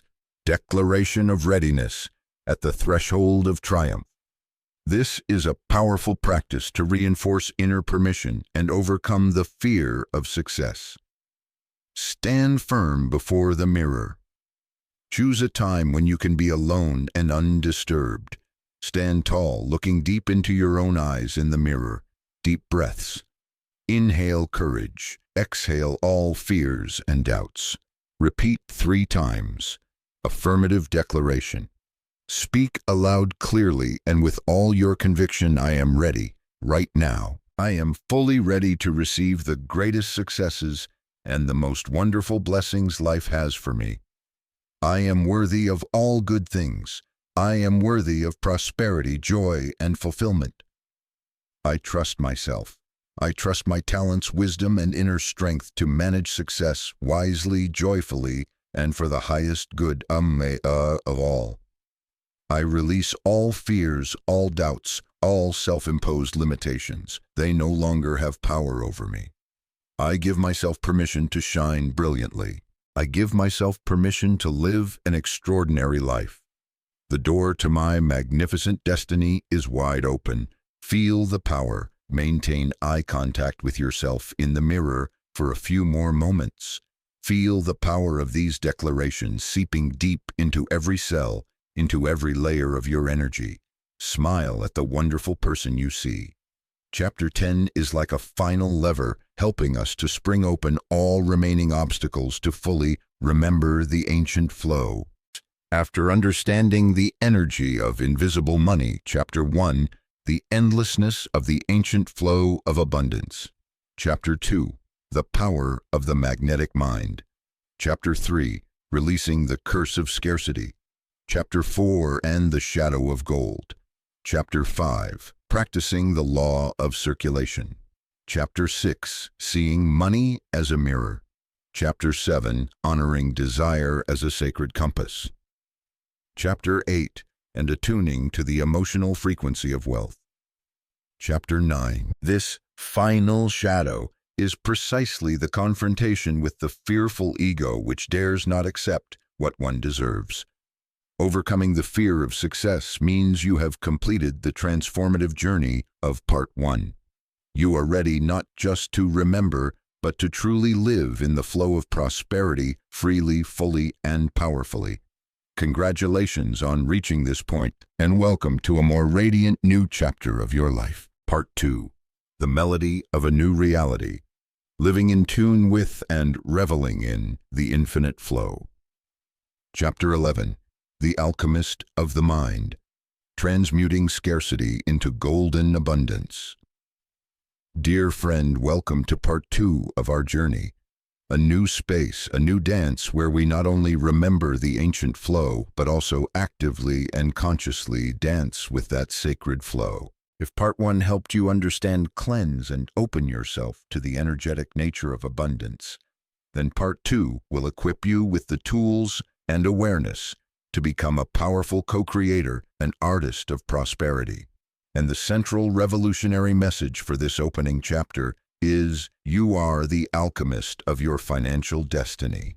Within each of us lies an inner alchemist with an extraordinary ability to transform all circumstances, even those that appear as loss or extreme lack, into golden opportunities and greater abundance. This magical power is not found somewhere distant. It resides entirely within your consciousness, in the sacred laboratory of your mind. Clyde was a talented wood artisan, his entire life bound to the small workshop his father had left him. A sudden fire incinerated everything: machinery, materials, unfinished works. Standing before the pile of ashes, Clyde felt utter despair. The loss was immense, the future seemed bleak. But amidst those days steeped in sorrow, while rummaging through what remained, Clyde found an old chisel, his grandfather's only heirloom, not consumed by the fierce flames. That chisel, like a spark, awakened something in him. Clyde recalled stories of alchemy, of the ability to turn lead into gold. He asked himself, is there a golden seed in this adversity? Instead of only seeing loss, he began to perceive the fire as a thorough purification, an opportunity to rebuild everything in an entirely new way. With the small insurance payout and help from the community, Clyde didn't just reopen his workshop. He decided to establish a vocational training center for disadvantaged youth, passing on his love and skill for woodworking. His new workshop not only produced crafts, but also sowed seeds of hope and built futures. Miraculously, his center flourished. Its reputation spread far and wide, and abundance came to Clyde in ways he had never imagined before. He had truly turned the ashes of adversity into the gold of a greater mission. Elaine's story offers another testament to the power of mastering the mind laboratory. Elaine grew up in a family that always struggled with money. Phrases like, "Our family isn't destined to be wealthy," or "Money is very hard to earn, child," were deeply etched into her subconscious, forming a limiting money story. Though intelligent and hard-working, Elaine always felt she had just enough to get by, never daring to dream of surplus. One day, she attended a workshop on the power of belief and how inner narratives shape reality. Elaine had an awakening. She realized she had unconsciously been living according to that old script. She decided it was time to rewrite her life's money story.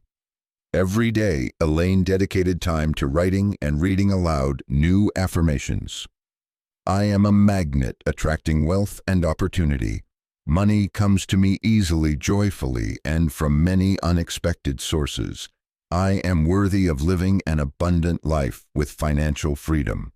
Importantly, Elaine didn't just recite them by rote. She truly felt the truth of those words, in every cell visualizing an abundant life already existing. Gradually, new opportunities began to appear.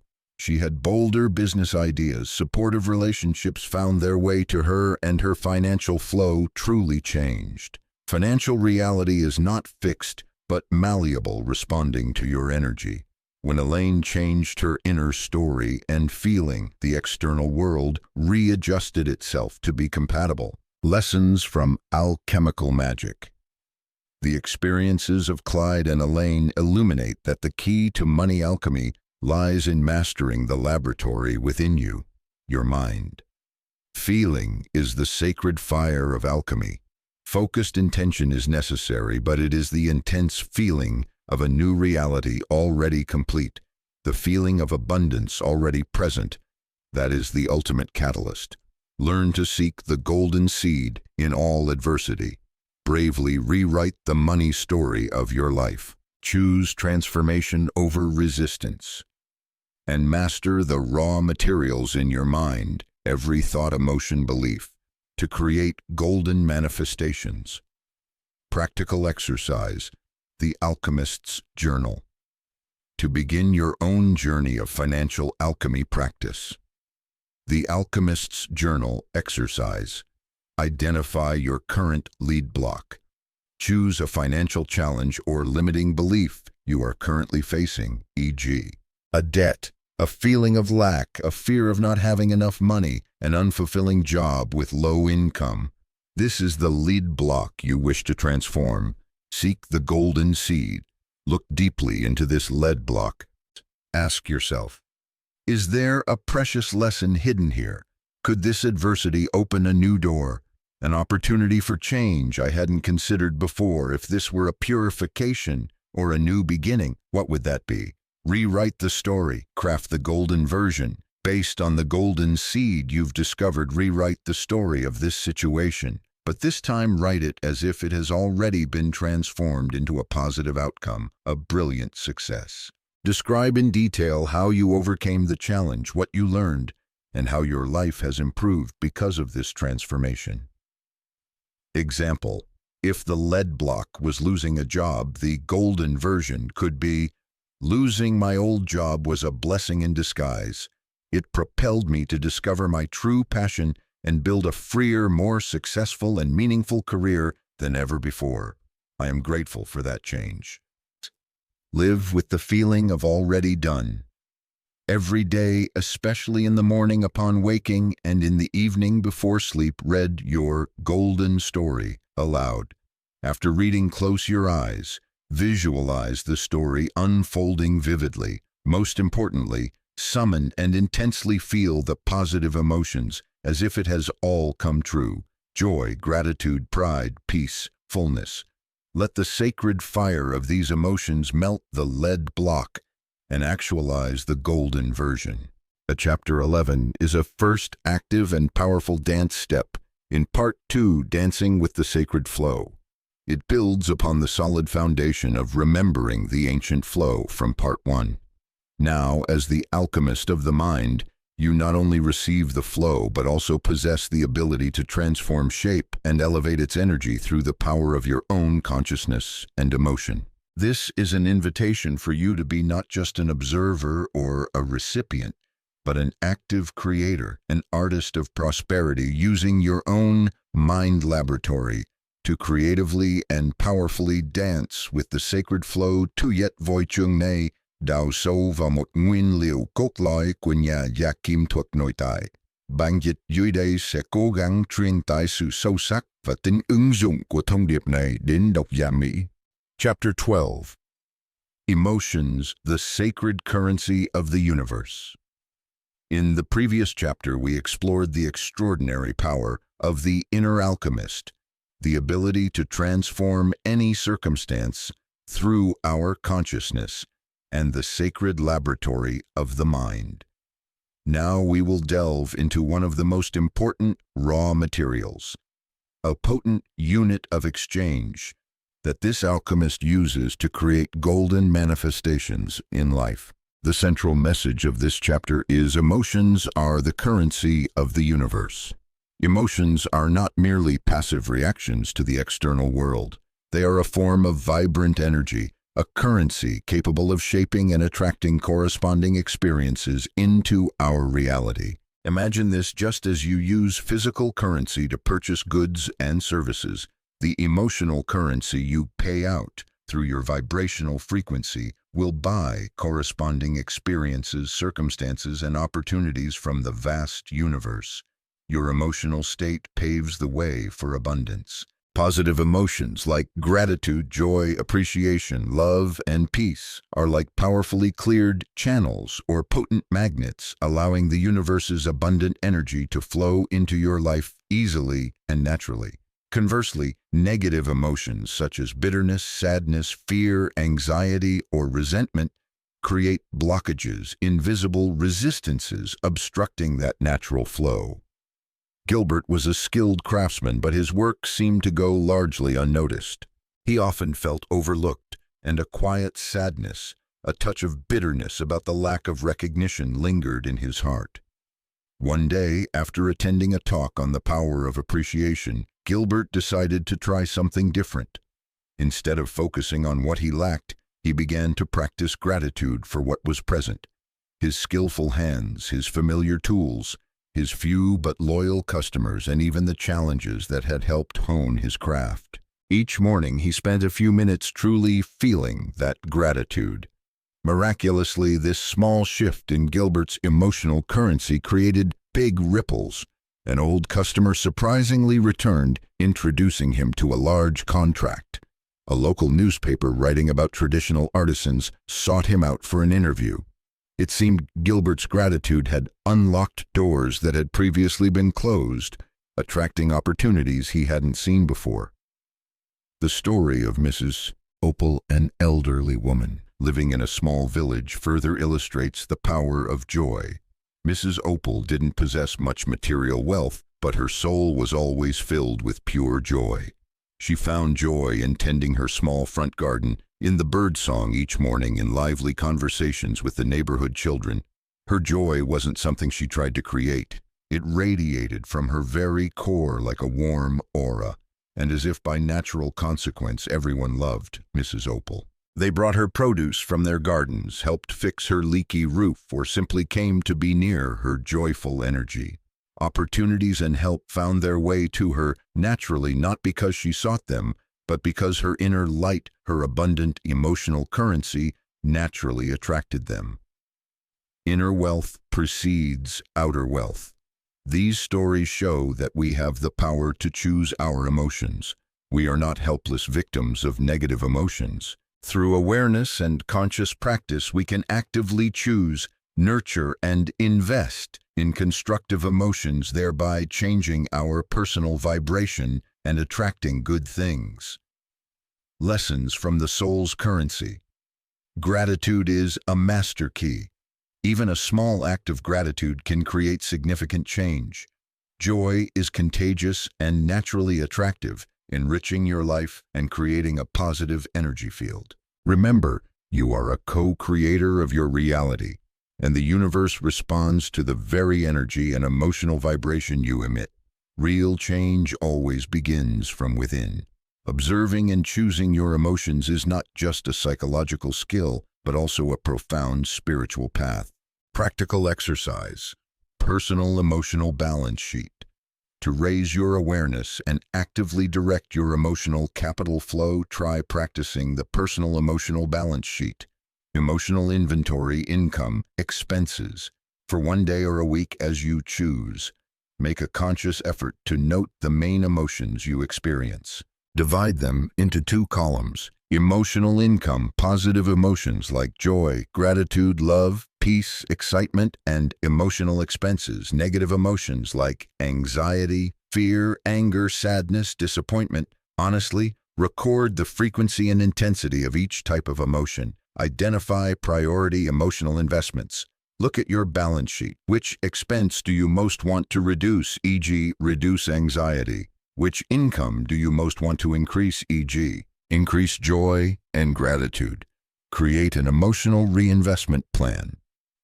List 2 to 3 specific simple actions you can take each day to help you reduce the chosen negative emotion and nurture the chosen positive one. Example: to reduce anxiety, you might practice 5 minutes of meditation each morning.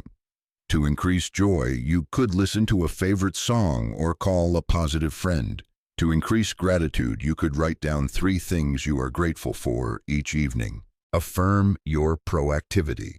Each day, tell yourself, I am the manager of my emotional treasure. Today, I choose to invest in emotions that bring peace, joy, and abundance. Every positive emotion I nurture is an investment in the beautiful reality I am creating. Prioritize your emotional health, for it is your most precious asset.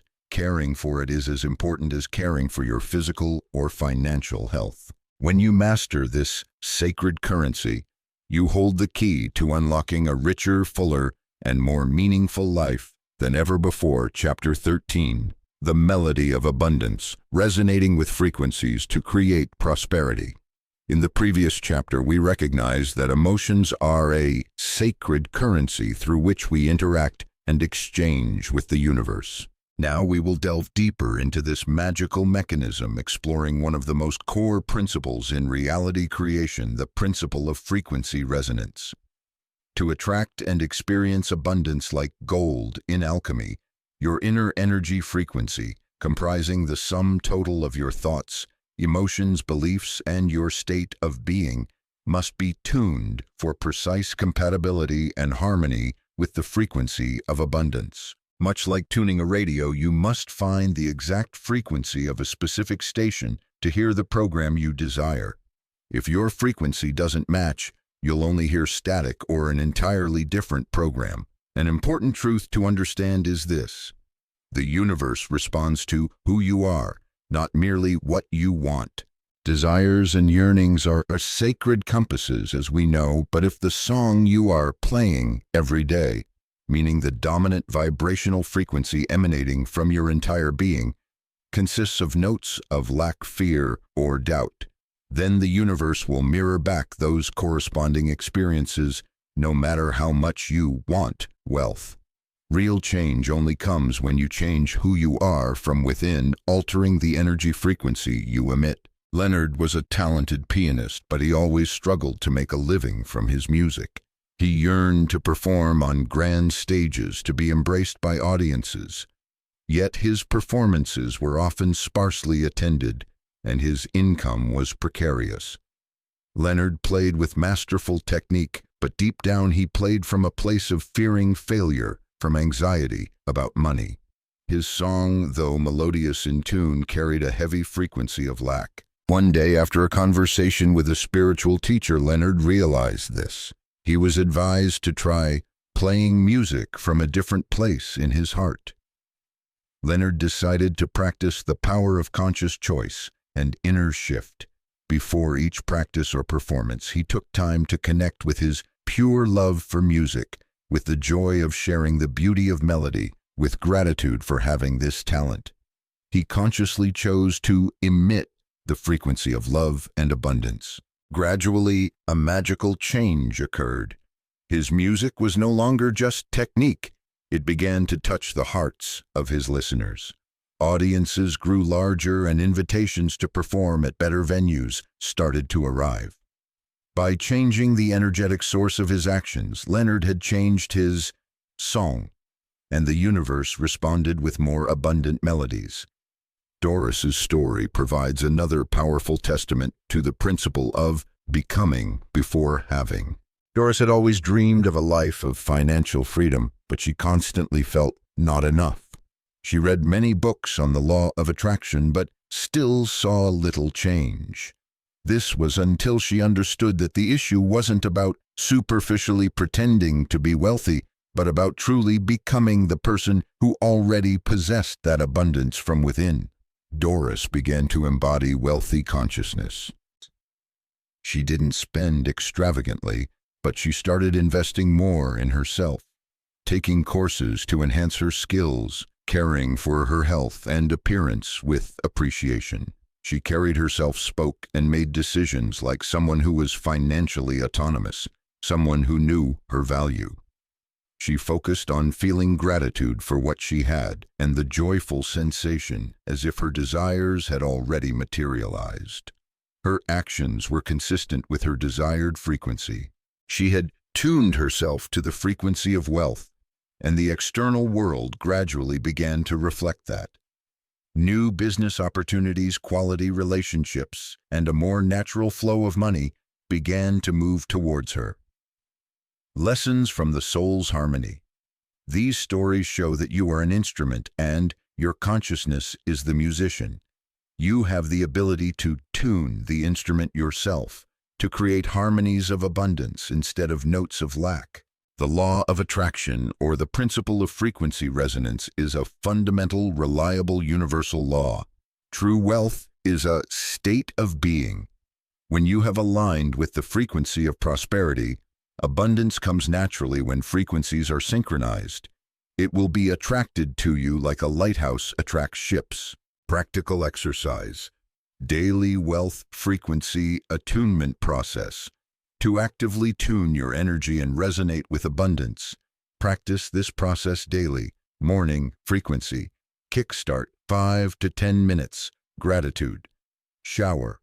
As soon as you wake up, lie still for a few minutes and begin to list in your mind or whispered aloud everything you feel grateful for in your life, from the smallest things, your comfortable bed, the morning sunlight, your breath, to larger ones. Try to feel that gratitude spreading through every cell. Visualize the already is state. Close your eyes and vividly imagine the abundant life you desire. Don't just watch it like a movie. Step into that picture. What are you doing? Where are you? Who are you with? Most importantly, how are you feeling? Focus on evoking and holding the feelings of joy, freedom, peace, and fullness as if it is already your reality. The being declaration. Stand before a mirror. If possible, look deep into your eyes and speak aloud clearly present tense affirmations. For example, I am the embodiment of abundance and fullness. I am vibrating at the frequency of joy, love, and infinite wealth. All good things are easily flowing to me. During the day, act from a high frequency. Before making an important decision or taking a significant action, pause for a moment and ask yourself, am I acting from fear, lack, or from love, trust, and a sense of fullness? Consciously choose to act from that higher energy source. Even the smallest actions, when performed with the frequency of abundance, will yield different results. Evening. Maintain and be grateful before going to sleep. Take a few minutes to review your day, looking for moments when you successfully maintained a positive frequency or for good things that came your way. Acknowledge and be grateful. Once again, reaffirm the already is state of abundance you desire and drift off to sleep with a sense of peace and trust. Chapter 14. The Breath of Prosperity. Giving to keep the currency flowing freely. In the previous chapter, we learned together how to tune our inner frequency to resonate with the melody of wealth. Now, having attuned ourselves to that frequency, a natural question arises. How do we maintain and amplify this wonderful energy flow? The answer lies in one of the most fundamental and vibrant laws of the universe. Money is energy that needs to circulate.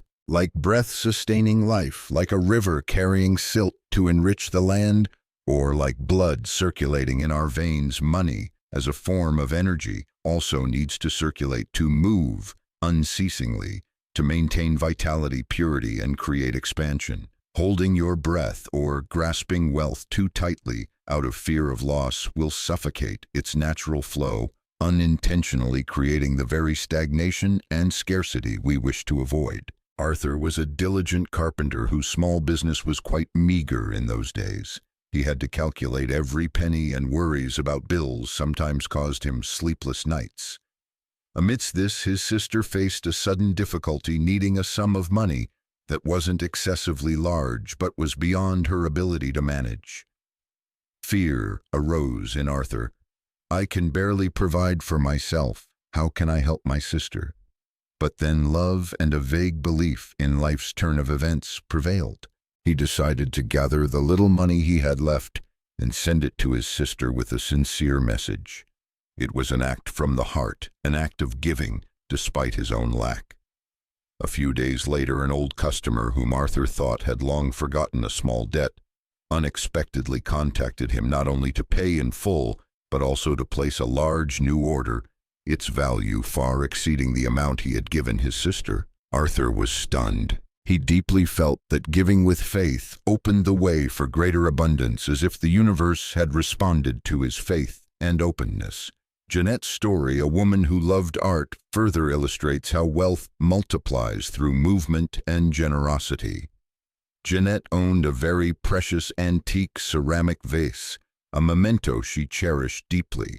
One day she met a talented young female artist who was struggling to organize her debut exhibition. The young artist longed for a special item to be the centerpiece of her exhibition space, and her eyes always lingered on Jeanette's vase during visits.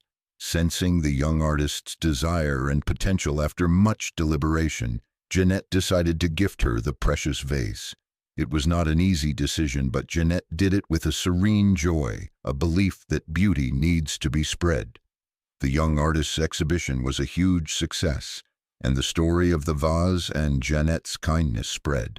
A wealthy art collector, moved by the story, not only bought many of the young artist's works, but also approached Jeanette, offering to invest in the small gallery Jeanette had always dreamed of but lacked the capital to realize. Wealth multiplies through movement and generosity. Jeanette's act initiated a chain of generosity, enriching many people and ultimately bringing her unexpected opportunities. These stories show that your role is a conduit, not a reservoir. We are encouraged to become part of the flow, a conduit for monetary energy to circulate through us, receiving gracefully and giving trustingly. Each time you release your hold on money with faith, you not only help others but also strengthen your own connection to the infinite supply. This is entirely opposite to fear-based financial management, which causes us to obsessively count money and hold on tighter, shattering faith in the flow of life and restricting abundance. It is faith belief itself that motivates the act of giving and is met with sufficiency. Lessons from the breath of life. The act of giving is a sacred practice. When performed with intention, with full presence, and with awareness of the energy flow, it transforms financial decisions into a spiritual path, connecting you with the endless flow of abundance. Trust in the universal law that circulation is a fundamental part of the divine order. Release yourself from the fear of lack and nurture an abundance mindset. Remember, your act of giving creates a positive ripple, connecting us to each other and to the collective flow of life. Practical exercise: sowing seeds of financial faith. To actively participate in the energy flow of currency and strengthen your faith in circulation, practice sowing seeds of financial faith this week. Choose your seed. This week, identify a small opportunity to give. It could be a small sum of money donating to a charity you trust, buying something from a street vendor, giving an extra tip to a server, some of your time listening to a friend who needs to share, helping a neighbor, a skill you possess, sharing knowledge freely, or an item you no longer use but is valuable to someone else. Sow the seed with sacred intention. When you perform this act of giving, do it with an open heart and a clear intention. Be aware that you are not losing anything, but rather you are sowing a seed into the universal flow of abundance. Feel the pure joy of sharing the trust in the cyclical law. Release all expectations of receiving something specific or at a specific time. Observe the soil of your soul. After sowing, pay attention to your own emotions.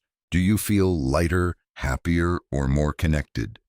In the following days, be open to observing the small good things that may come to you in various forms. A compliment, unexpected help, a new opportunity, a good idea. Don't focus too much on demanding results, but simply recognize and appreciate all manifestations of the flow responding. Record your feelings and observations in your journal if you wish. Change your attitude towards giving. See it not as loss, but as an essential part of receiving and enriching your own financial flow. By practicing these symbolic financial gestures of faith, you are actively releasing fears about money and nurturing the belief that there is always enough for everyone, and that your giving creates space for better things to come to you and to spread out into the world. Chapter 15. Intention. The sacred seed for crafting an abundant destiny. In the recent chapters of Part 2, we have learned together how to become the alchemist of the mind, use emotions as sacred currency, resonate with the frequency of wealth, and participate in the universe's breath of prosperity through giving. Now we will explore one of the most powerful initiating tools, a first movement of creation from which all reality is formed. This is intention. Intention is not merely fleeting wishes or vague dreams. It is the initial seed, the first energy impulse in the spiritual realm, carrying within it the complete blueprint of future reality. Much like a tiny acorn contains the full potential of a mighty oak. Clarity and focus are the keys to powerful intention. The universe does not respond to vague words or general desires. It responds to the clarity and focus of the intention you emit. The energy of intention needs to be converged like sunlight passing through a magnifying glass, which can gather enough power to create fire. A well-formed intention with the crystallized purity of a single thought possesses extraordinary creative power. Sylvia, a pottery artist, had always yearned for a quiet workspace filled with natural light, where she could completely immerse herself in creativity. Every early morning before dawn, Sylvia had a personal ritual. She would light a small candle in her workspace, open an old, worn, leather-bound journal she called her Golden Garden Diary, and write down her intentions for the day, for the week, and even her larger dreams. She wrote with the precision of a master gardener, describing in detail the feeling of working in her dream space, the smell of damp clay, the peace in her soul. More importantly, the energy infused into the intention is more important than the words. Sylvia didn't just write, she infused every word with strong belief, a calm certainty that the universe was listening and cooperating. Each intention she wrote became a sacred agreement between her and the infinite realm. And then, through a series of seemingly coincidental events, a friend's referral, an old workshop space available for rent at an affordable price, Sylvia found the exact workspace she had always longed for, a place even more wonderful than what she had written. Conversely, Gerald, a friend of Sylvia's, always felt his life was chaotic and directionless. He had many ideas and desires, but they frequently changed and sometimes even contradicted each other. One week he wanted to be a successful entrepreneur. The next, he dreamed of a free-spirited life, wandering everywhere. He read about the power of intention and tried writing down what he wanted, but his mind was always scattered. As a result, Gerald's life accurately reflected that inner chaos. He started many things, but rarely finished them. Opportunities came and went, and he always felt like he was running in circles without truly moving forward.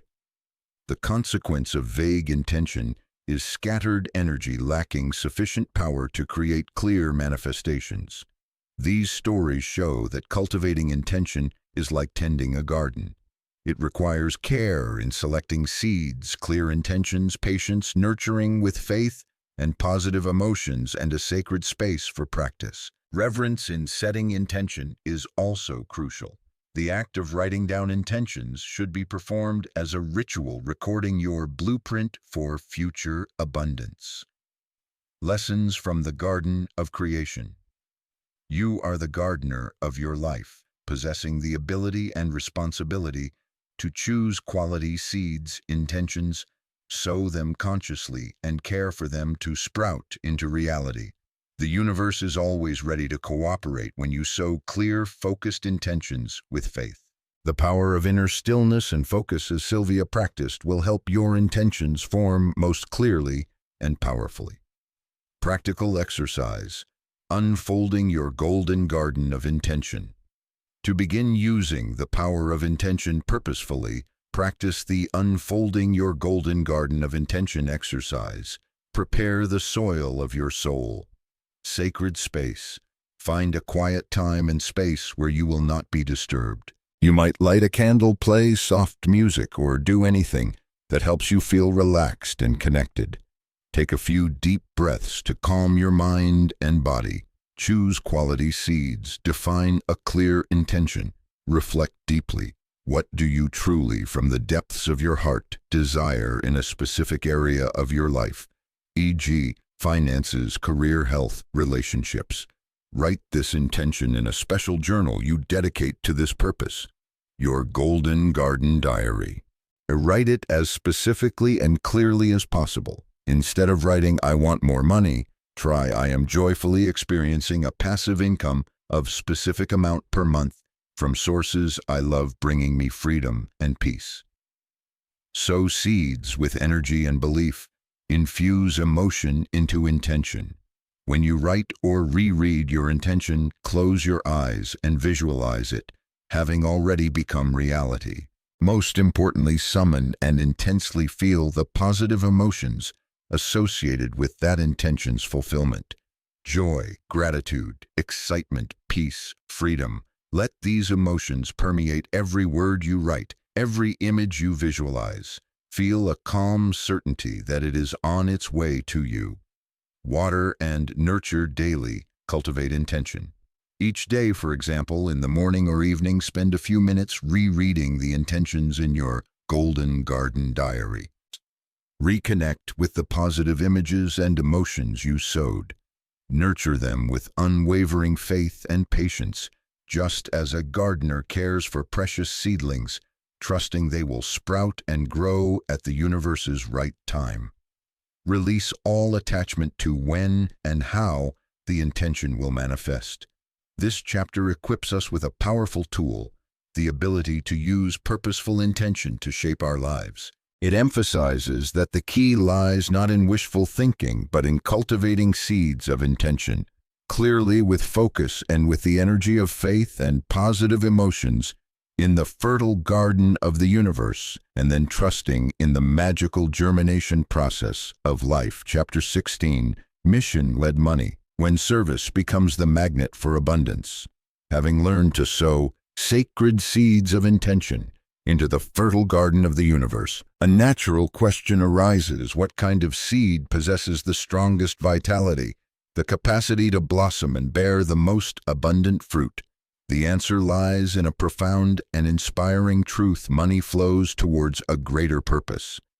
Abundance in its sacred flow doesn't truly gravitate towards those who are solely focused on pursuing it for selfish personal gain. Instead, it is powerfully and naturally attracted to individuals, endeavors, and organizations that courageously direct their talents, energy, and hearts to serve a deeper purpose, something greater than themselves. Value from purpose creates wealth. Your wealth in all its aspects will grow in proportion to the value you create and contribute to others, to your community, and to the world. And the truest, most sustainable value arises naturally and powerfully from living and acting according to your true purpose, according to your heart's calling. The universe seems to operate by a special spiritual mathematics. When you subtract selfish personal expectation and add the purpose of service and contribution, the miracle of multiplication, the multiplication of joy, meaning, and even material abundance, occurs naturally. Mrs. Lena, a retired teacher with profound knowledge and a kind heart, is a living testament to this. After retiring, instead of simply enjoying her old age, she opened free classes at her home, sharing deep insights into culture, history, and art with anyone who wished to listen. She did this not for fame or money, but purely for her love of knowledge and the desire to see enlightenment in others' eyes. Word of her good deeds spread, and more people sought out Mrs. Lena's little class. Then one day a major publishing house, having heard of her through former students, approached her and proposed that she write a series of books based on her lectures. Those books became bestsellers, bringing Mrs. Lena not only wide recognition, but also an abundant financial resource she had never actively sought. She gave her wisdom without expectation, and opportunity and abundance found their way to her. Conversely, Russell was once a young, ambitious businessman whose sole goal was to make a lot of money. He dived into business deals, worked day and night, and achieved a certain measure of financial success. But he always felt an emptiness, a lack of meaning. The persistent question in his mind was, how can I get more money? Until one day, after a personal crisis forced him to rethink his life, Russell began to seek something deeper. He realized that giving money a mission would completely change his relationship with it. He decided to redirect his business, focusing on developing eco-friendly products and addressing urgent issues of climate change. He no longer asked only, how can I get more money, but rather, how can I serve more, fully contribute more value to this planet? When his financial goals were linked to a clear why of serving a greater purpose, all his actions became directional and full of passion. Miraculously, his new business not only brought meaning, but also thrived more than ever, attracting like-minded partners, employees, and customers. Money now became a natural byproduct, a sacred tool for him to express his highest calling. When you direct your talents and skills towards serving and contributing, they become a magnet, attracting prosperity. Abundance is like a nurturing river. It will grow and spread its positive influence in proportion to the number of lives you touch and enrich on your journey. Lessons from the call of service. The foundation of sustainable and meaningful prosperity lies not in accumulating for oneself, but in the ability to contribute and create value for a larger purpose. Purposeful living not only attracts abundance, but also brings clarity, motivation, and profound meaning to life.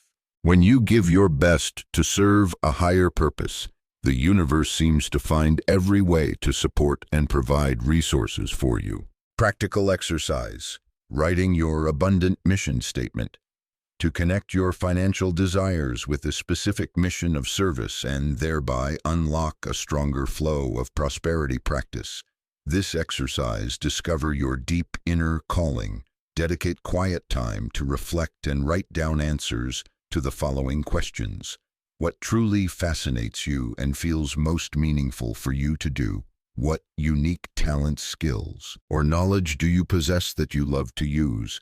What issues in your community, society, or the world stir your heart and make you want to contribute to solving them?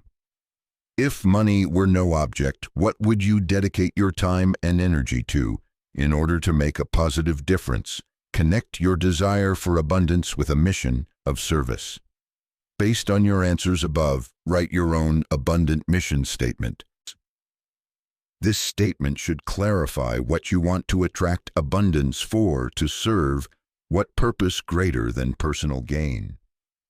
Example structure. I, your name, open myself to receive the universe's abundant and infinite flow so that I can state the specific action project you wish to undertake. E.g., establish an organization supporting education for children in remote areas, develop clean energy solutions, create inspiring works of art, build a conscious, living community. Through this, I wish to state the value you want to create or spread. G.g., provide equal learning opportunities, protect the environment, uplift the human spirit, create a better world. I believe that when I serve this noble purpose with all my heart, abundance will be a sacred resource accompanying and supporting me. Commit to one small action from your abundant mission statement. Identify one small specific action you can take this week to begin walking that path of service. Perform that action with the awareness that you are sowing the first seeds for a prosperous and meaningful harvest. This chapter is a powerful call for us to seek deeper meaning behind our financial endeavors. Realize that when we courageously listen and act on the call to serve a greater purpose with our whole heart, abundance not only finds its way to us but also brings with it joy, fulfillment, and a deep sense of connection to the great flow of life. Chapter 17. The universe is whispering yes, attuning to the mirror of your inner self. Having explored the power of directing our monetary flow towards a greater purpose, a natural question may arise. Even with a noble purpose, why do we sometimes feel the flow of abundance, hesitant, or good opportunities seemingly reject us? The answer, dear friend, lies in one of the most fundamental principles of creation. The universe is a mirror, reflecting inner vibration. The universe operates on the language of vibration. Like responds to like, or energy follows thought and emotion. What you experience externally, acceptance or rejection, abundance or lack, is not random or arbitrarily imposed by an external force. It is an honest and accurate reflection of your inner state, the dominant vibrational frequency you are emitting each moment. When we understand this principle, we realize a liberating truth. There is no rejection, only reflection. The universe doesn't truly reject your desires. It simply matches or responds with experiences and circumstances that fit the vibrational song you are playing. If within you there is doubt, worry, or a sense of unworthiness, then the cosmic mirror will reflect precisely those things in the form of obstacles, delays, or unfavorable outcomes.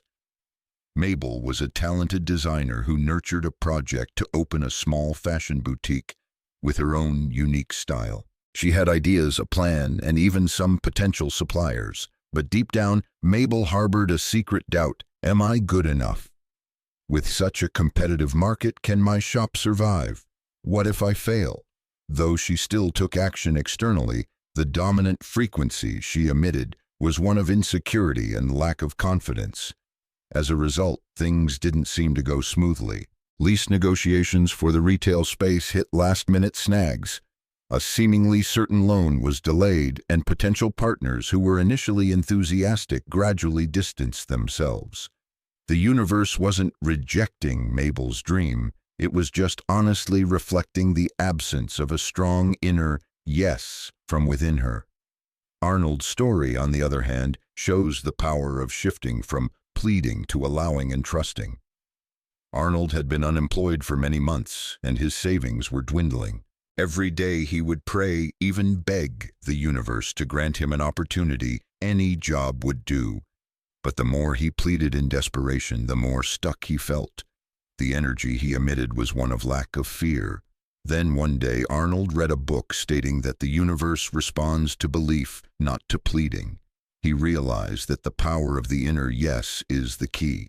His task was not to try to convince the external world to say yes to him, but to cultivate an unwavering inner yes, a state of acceptance allowing trust and certainty.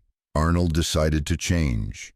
Instead of focusing on what he didn't have, he began to practice saying yes to what he wanted. Every morning he affirmed, yes, the perfect job suited to my skills and passion is coming to me easily. Yes, I am loved and supported by the universe. Yes, I deserve the best things. He focused on nurturing a sense of peace and trust that everything would be okay. He shifted from pleading to allowing and trusting. Miraculously, when Arnold's inner dialogue shifted from desperation to faith, from resistance to allowing, opportunities began to appear from directions he hadn't expected. An old friend suddenly referred him to a position in a newly established company, a job that not only suited his expertise, but also brought him joy and growth. These stories show that your inner dialogue determines your experience. Each time you choose faith instead of fear, certainty instead of doubt, you are attuning yourself to the frequency of reception. Unwavering belief is the key. It transforms you into a natural conduit for abundance. The practice of saying yes is not just a repetition of words. It is an act of restructuring your energetic signature, a way of actively confronting and transforming doubt, with faith. Lessons from the cosmic mirror. The creative power lies within you. You are not a victim of circumstances. The universe's whispering yes is always present, waiting for you to attune to that frequency.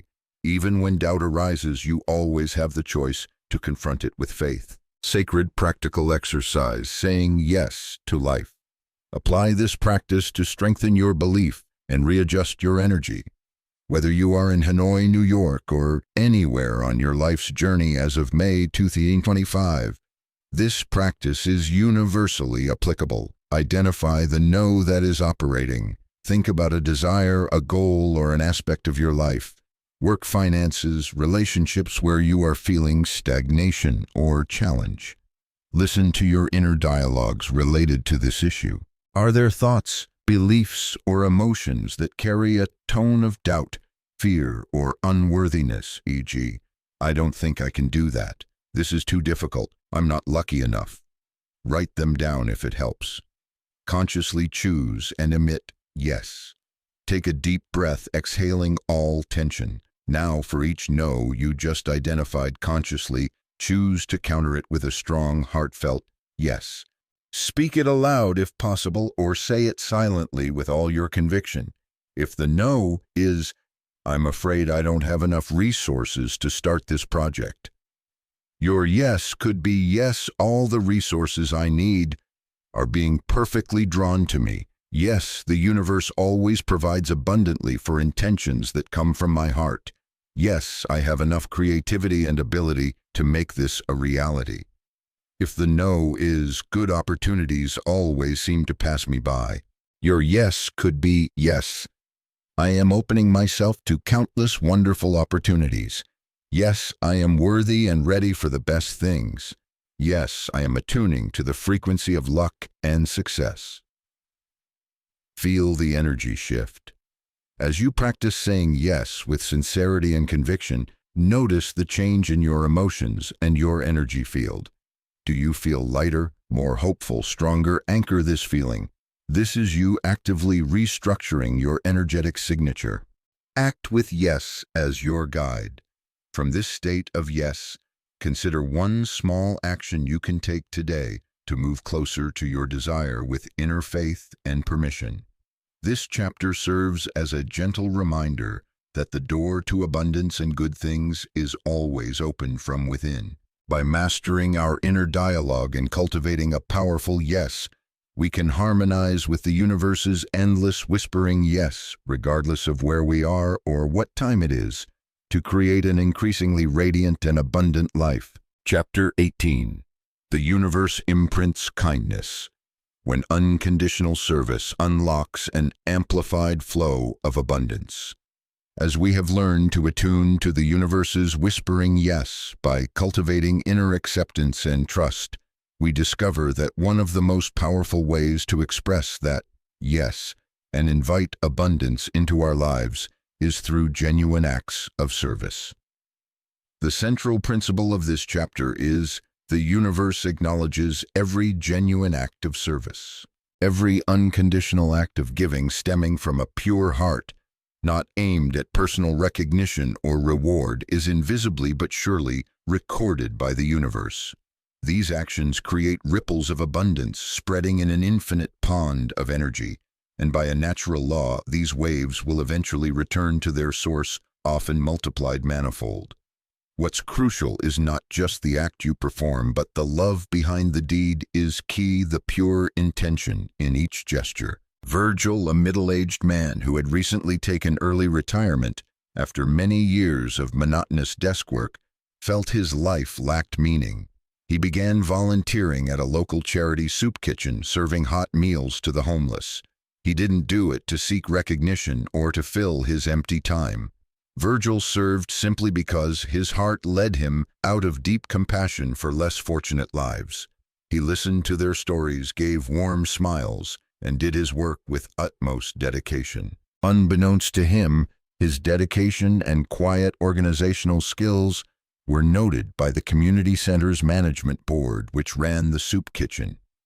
Sometime later, when the center director position suddenly became vacant, they immediately thought of Virgil.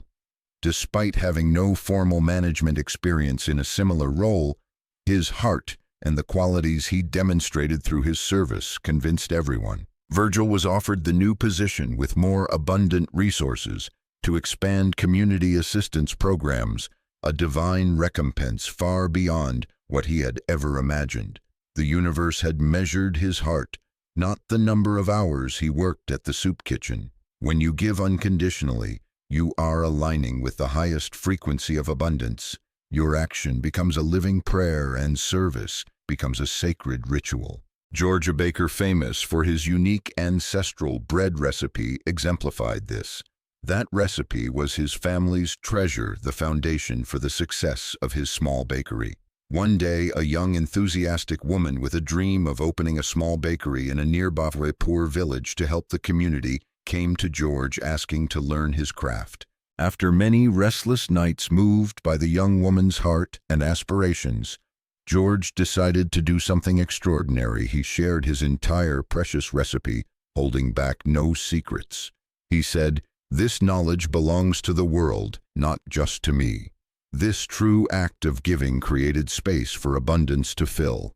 Not long after, a famous food critic randomly visited George's bakery and wrote an article praising its unique flavor and the story of his generosity. George's bakery suddenly became famous throughout the region. Customers flocked to it, and he had the opportunity to expand his business, creating more jobs. The mysterious mathematics of giving had multiplied his blessings. However, it must be understood that we cannot deceive the law by giving to receive in a calculated manner. The universe only responds to true love in action. Giving must flow naturally from the depths of your being without calculation or expectation. Because giving and receiving are one in the cosmic dance and eternal rhythm, lessons from cosmic kindness. There is always a sacred balance and recompense for actions stemming from true kindness and selflessness, regardless of where you are, who you are, or what era you live in. This truth remains valid as of May 2025 and beyond. Even seemingly simple acts of service, if performed wholeheartedly, have the potential to create tremendous impacts and receive unexpected rewards. The value of selflessness is priceless.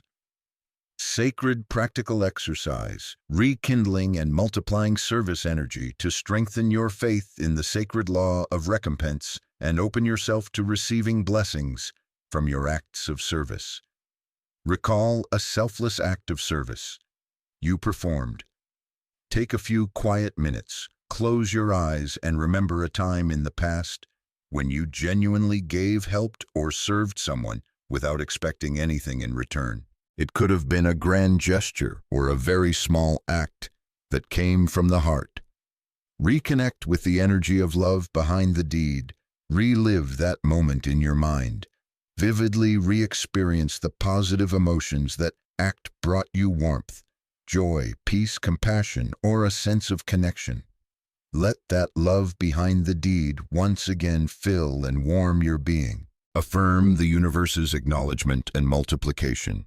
With your heart vibrating at that frequency of love and giving, say silently or aloud the following affirmation: I am deeply grateful for the opportunity to have given and served with all my heart. I trust that the universe has fully acknowledged the energy of love and abundance I cultivated through that act. Now I open myself wide to receive the corresponding blessings multiplied, manifold, returning to me in the most wonderful and unexpected ways at the perfect divine timing. I am worthy. Commit to a new gesture with elevated consciousness. This week, actively seek a new opportunity to perform an act of unconditional service, however small. Do it with a deep awareness of the eternal rhythm of giving and receiving, and find joy in the act itself. This chapter is a beautiful reminder that acts of kindness and sincere service are never in vain. They sow good seeds into the universal garden, and by a sacred law, those seeds will surely blossom into bountiful harvests of abundance, joy, and blessings in your life and the lives of those around you. Let your heart guide your actions and trust in the infinite generosity of life. Chapter 19. The Inner Oracle, listening to the universe's whispers to guide your life. As we have learned to recognize that the universe always imprints and repays genuine acts of service, a natural question arises. How do we know what is the right action? What path aligns with that sacred flow, especially when facing life's crossroads or important financial decisions? The answer, dear friend, lies not in the noisy advice from the external world, but in a quiet and infinite source of wisdom already present within you. The central message of this chapter is everyone possesses an inner oracle. Within each of us exists a wondrous inner guidance system, a sacred compass or oracle that silently provides messages, insights, and guidance for our highest good on life's journey. The universe communicates through subtle whispers. This guidance usually does not come dramatically or through the ordinary physical senses we are accustomed to. It manifests as gentle whispers in the mind, sudden intuitive nudges, subtle, hard-to-name impressions, deeply significant dreams, meaningful coincidences, synchronicities, or a quiet inner voice that you can only hear in the silences between thoughts. To receive these precious messages, we must learn to listen with the soul in stillness, to clear the mind of daily noise, open our hearts, and find inner quietude. Calvin, an architect facing an important decision about whether to leave his stable job at a large firm to establish his own design studio, found himself in this situation. Logic and advice from friends and family left him extremely confused, with everyone offering different opinions. Feeling overwhelmed, Calvin decided to spend a weekend in a solo retreat at a small lakeside cabin. He turned off his phone, read no books, and did nothing but walk, meditate, and simply listen. On the morning of the second day, while sitting quietly watching the calm surface of the lake, a sense of peace and a clear knowing suddenly came to him. It wasn't a complex analytical thought, but a simple and powerful insight that his own path was calling him, and he had the strength to walk it.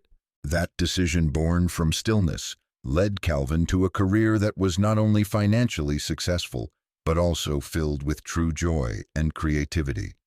Conversely, Hazel frequently missed the messages from her inner oracle.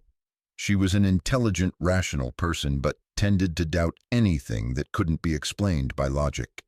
Many times she had strong hunches about an untrustworthy business partner or an intuitive nudge to delay a large investment. But then the voice of analysis, of the fear of being considered superstitious or unrealistic, drowned out those subtle whispers. As a result, Hazel paid the price several times for ignoring her intuition, getting entangled in losing deals or unhealthy relationships. Trust is the key, doubt is the barrier. Hazel's doubt, like the ego's attempt to control what the soul already knows, obscured her inner understanding. Like any instrument, the inner guidance system needs tuning the inner instrument through practice. The more you listen and courageously act on this guidance, the clearer, stronger, and more reliable it becomes. This innate wisdom is infinitely more subtle than any external information source, because it connects us directly with the infinite intelligence that coordinates all creation. The guidance is always there. It never ceases its gentle guidance. The question is, are you listening? Lessons from the soul's voice. You have been fully equipped with everything you need. The most powerful source of wisdom is already within you, waiting to be heard. Stillness is the gateway to that wisdom. Learning to listen to and trust your inner oracle is an incredibly important part of your personal and spiritual growth, helping you to be more confident in making decisions and finding the path to your true abundance and life purpose. Practical exercise. Dialogue with your inner oracle. To begin practicing listening to and connecting with your inner oracle, create a listening space. 5 to 10 minutes daily. Choose a quiet time and space where you will not be disturbed. Turn off electronic devices. Sit comfortably, close your eyes. Place one hand on your heart. Inhale deeply and exhale very slowly 3 times. With each exhale, feel relaxation spreading throughout your body and mind. Ask a heartfelt question. When you feel your mind has settled gently, ask a question about a specific issue for which you need clarity or guidance. For example, what is the most harmonious action for me today regarding work/relationship, financial decision X? Or what is the best next step for me to get closer to goal Y? Listen with your whole soul. After asking the question, release all expectations or attempts to find the answer with your intellect. Simply remain still and open to listening. Pay attention to any sensations that arise in your body, lightness, a slight flutter, warmth, or even a gentle contraction as a warning. Any images, words, melodies, or memories that naturally appear in your mind. Any nudges or hunches, however vague or seemingly unrelated. A deep calm knowing that needs no explanation. Acknowledge and trust. Start with small steps. Write down whatever you receive in a notebook, even if it seems illogical or unclear at that moment. Do not judge. If you receive a small nudge to take a specific action, e.g., call a friend, read a book, take a walk somewhere, and if that action feels safe and right from within, try following it. Begin to trust these small guidances and observe the results. Gradually, as you see the magic of listening, your trust in your inner oracle will be increasingly strengthened. Remember to distinguish the soul's voice, which usually brings a sense of peace, expansion, and rightness, from the voice of fear or the ego, often accompanied by anxiety, contraction, or selfish calculation. This chapter is an invitation for us to cherish and learn to use the priceless gift that is our inner oracle. By doing so, we not only find guidance for our daily decisions, but also discover the path to our abundance, joy, and true life purpose, a path always illuminated by sacred wisdom from within. Chapter 20. The Emotional Energy Bank, Cultivating Your Inner State to Create Prosperity. Having learned to listen to our inner oracle and trust the sacred guidance from within, a subsequent question arises. How do we maintain an inner state that is sufficiently clear and strong to act on that guidance most effectively and thereby manifest the abundance we desire? The answer lies in recognizing a powerful truth.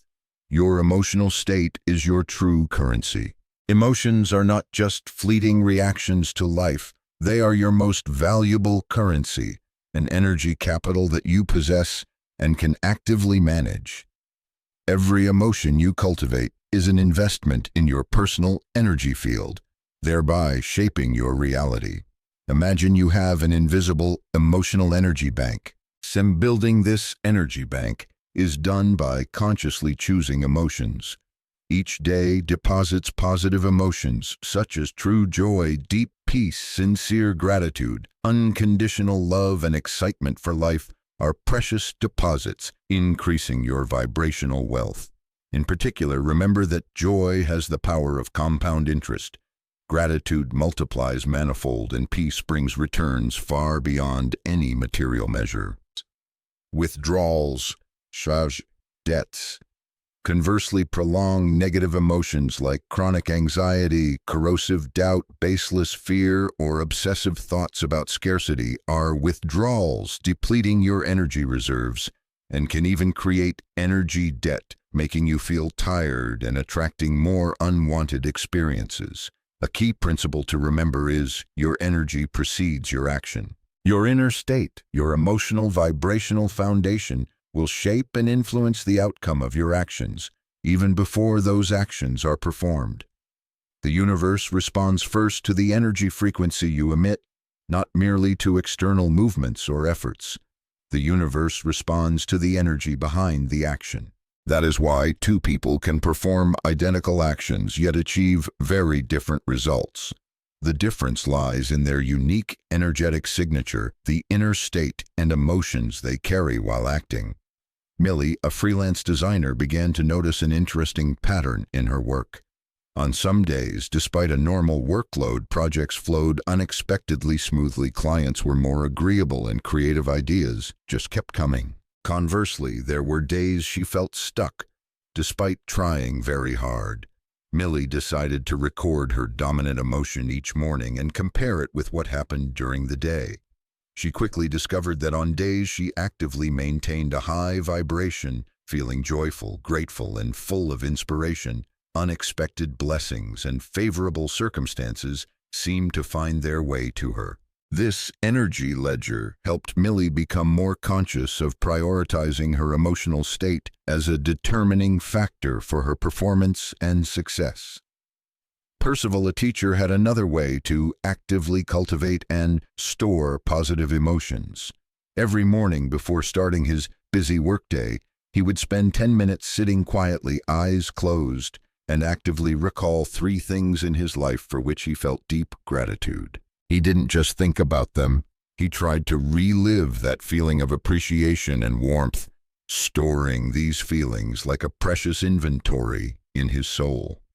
Percival found that by filling up his energy bank in the morning, he could face the day's challenges with more calmness and clarity, while also radiating positive energy to his students.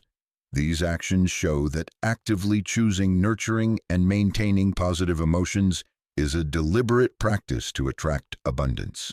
Emotions are seeds for reality. Each feeling you nurture is a seed sown into the field of infinite possibility. By choosing to sow positive emotional seeds, you establish a vibrational foundation that naturally attracts material abundance and positive experiences. Lessons from the inner treasure. You are not a victim of your emotions. You have the power of self-mastery and the ability to choose and cultivate constructive emotions. True wealth begins from within. Energetic and emotional abundance is the prerequisite for material abundance. Life tends to respond to and reflect your inner energy state. Practical exercise. Auditing and investing in your sacred energy bank. To become a masterful manager of your own emotional energy bank, create a personal energy ledger practice for 1 week. Morning upon waking, spend 1-2 minutes to identify and record your initial emotional state for the day, e.g., peaceful, slightly anxious, excited. During the day, make a conscious effort to note either immediately or at the end of the day at least 2 to 3 moments when you experience strong positive emotions: joy, gratitude, peace, love, pride. Briefly describe what triggered them. These are deposits into your energy bank. During the day, similarly note 1 to 2 moments when you experience negative emotions, anxiety, fear, anger, disappointment, boredom. Briefly describe the cause, if any. These are withdrawals. Evening before sleep. Review your ledger. Note the ratio of deposits to withdrawals. How do you feel about your energy balance today? Build a smart investment strategy for the following week. From the past week's ledger, choose 1 withdrawal, a negative emotion or a situation that typically causes negative emotions that you want to minimize or transform. Choose 1 deposit, a positive emotion that you want to enhance and cultivate more. Plan 2-3 specific simple actions you can take each day in the upcoming week to carry out this reinvestment. Example: to reduce anxiety, you might practice 5 minutes of deep breathing whenever you feel stressed. To increase joy, you could dedicate 15 minutes each day to doing something you truly love. Affirm your power of energy management. Each morning, tell yourself, "I am the master of my emotional energy bank. Today, I consciously choose to invest in emotions that create abundance, joy, and peace. Every action I take is guided by positive energy and wisdom from my heart." This chapter bestows upon us an important key. By consciously managing and investing in our emotional energy bank, we can create a solid foundation for prosperity and happiness in all aspects of life. Remember, your emotions are your most precious asset, an invisible yet powerful capital for you to skillfully dance with the sacred flow of the universe. Part 3. becoming the wellspring of abundance. Chapter 21. The Inner Thermostat and the Infinite Flow of Abundance. In a quiet little town where rooftops nestled under the canopies of ancient trees, lived a man named Walter. Walter was a diligent soul, a skilled craftsman whose hands could turn inanimate wood and stone into works of art. Life seemed to smile upon him bit by bit, but whenever a larger opportunity, a more significant measure of prosperity knocked on his door, something strange would happen. Like an invisible dance, Walter would take one step forward and then 2 steps back.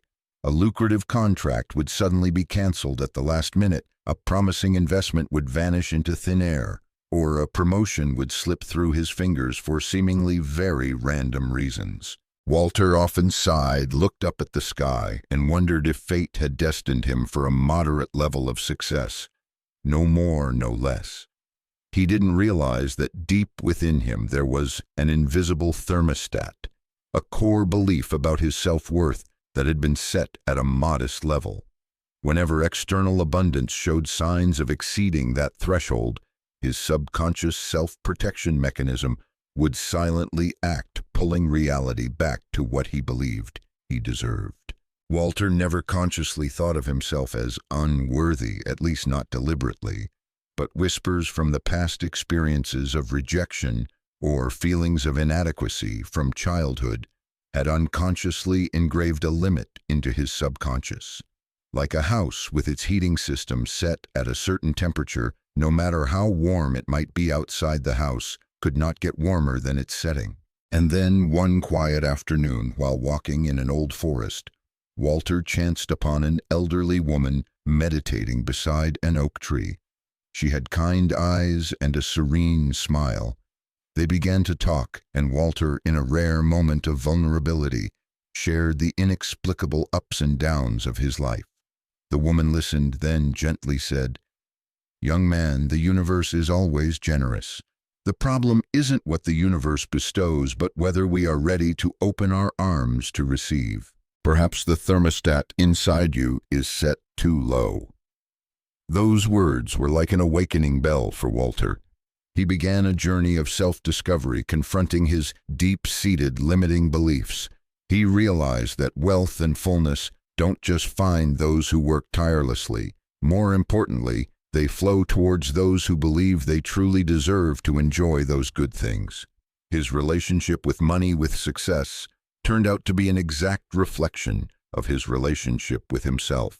Gradually, Walter learned to remember his inherent worth, a value that didn't need to be sought or proven because it was part of his sacred essence. He began to dialogue with his inner thermostat, gently raising the setting, and a miracle happened. Opportunities that had once slipped away began to return, but this time Walter no longer felt insecure or afraid. He received them with calmness and gratitude, as if it were the most natural thing. Large contracts were signed, and projects succeeded beyond expectations. His life began to blossom not because he worked harder, but because he had allowed himself to be worthy of the abundance the universe was always ready to bestow. Similarly, Pearl, a talented musician with a voice that touched people's hearts, once lived in the shadow of self-doubt. She dreamed of grand stages, of her melodies spreading far and wide, but whenever opportunity drew near, she would shrink back. Am I good enough? Who would want to hear me sing? Those questions were like invisible cords binding her aspirations. Pearl often justified her shyness, claiming it was humility. But deep inside it was the voice of a thermostat set to just enough, an invisible fear that if she shone too brightly she wouldn't be deserving or would have to pay some price. She didn't know that the unworthiness she felt was a self-fulfilling prophecy, like rust on the channels, blocking the natural flow of abundance and opportunity into her life. One day, while rereading her old diaries, Pearl came across entries she had written years ago, filled with pure dreams and ambitions. A wave of emotion washed over her. She realized she had spent too much time apologizing for her own aspirations instead of cherishing them. The universe never judges our worth. We are the ones who do that. The universe cannot override your own judgment of your worth. It respects and honestly reflects that belief. Pearl understood that worthiness is not something to be earned through achievements or external recognition. It is to be remembered. It was an inviolable part of her essence, never doubted, except by the limiting thoughts she herself created. From that moment of enlightenment, Pearl decided to stop holding back. She began to say yes to invitations, however small. She focused on the joy of creation, on her love for music, rather than worrying about judgment. She allowed herself to dream big dreams, no longer feeling the need to justify or minimize them. And as Pearl truly accepted her inherent worthiness, the self-built dams, the self-imposed limitations began to dissolve.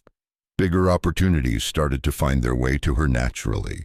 Her voice was no longer confined to a small studio, but spread to large concert halls, touching and healing countless souls.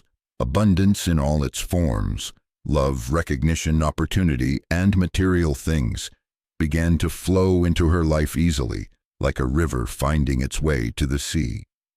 Pearl had broken through her self-imposed barriers simply by remembering and acknowledging the precious gem of worthiness that had always existed within her. The power of self-awareness and self-acceptance. The stories of Walter and Pearl are not isolated cases. They are testaments to a profound universal law. Our inner thermostat of worthiness determines our outer abundance. Changing core beliefs about self-worth is a powerful transformation that opens the door to the fullness you have always longed for. When you truly believe you are worthy, the entire universe seems to conspire to bring the best things to you.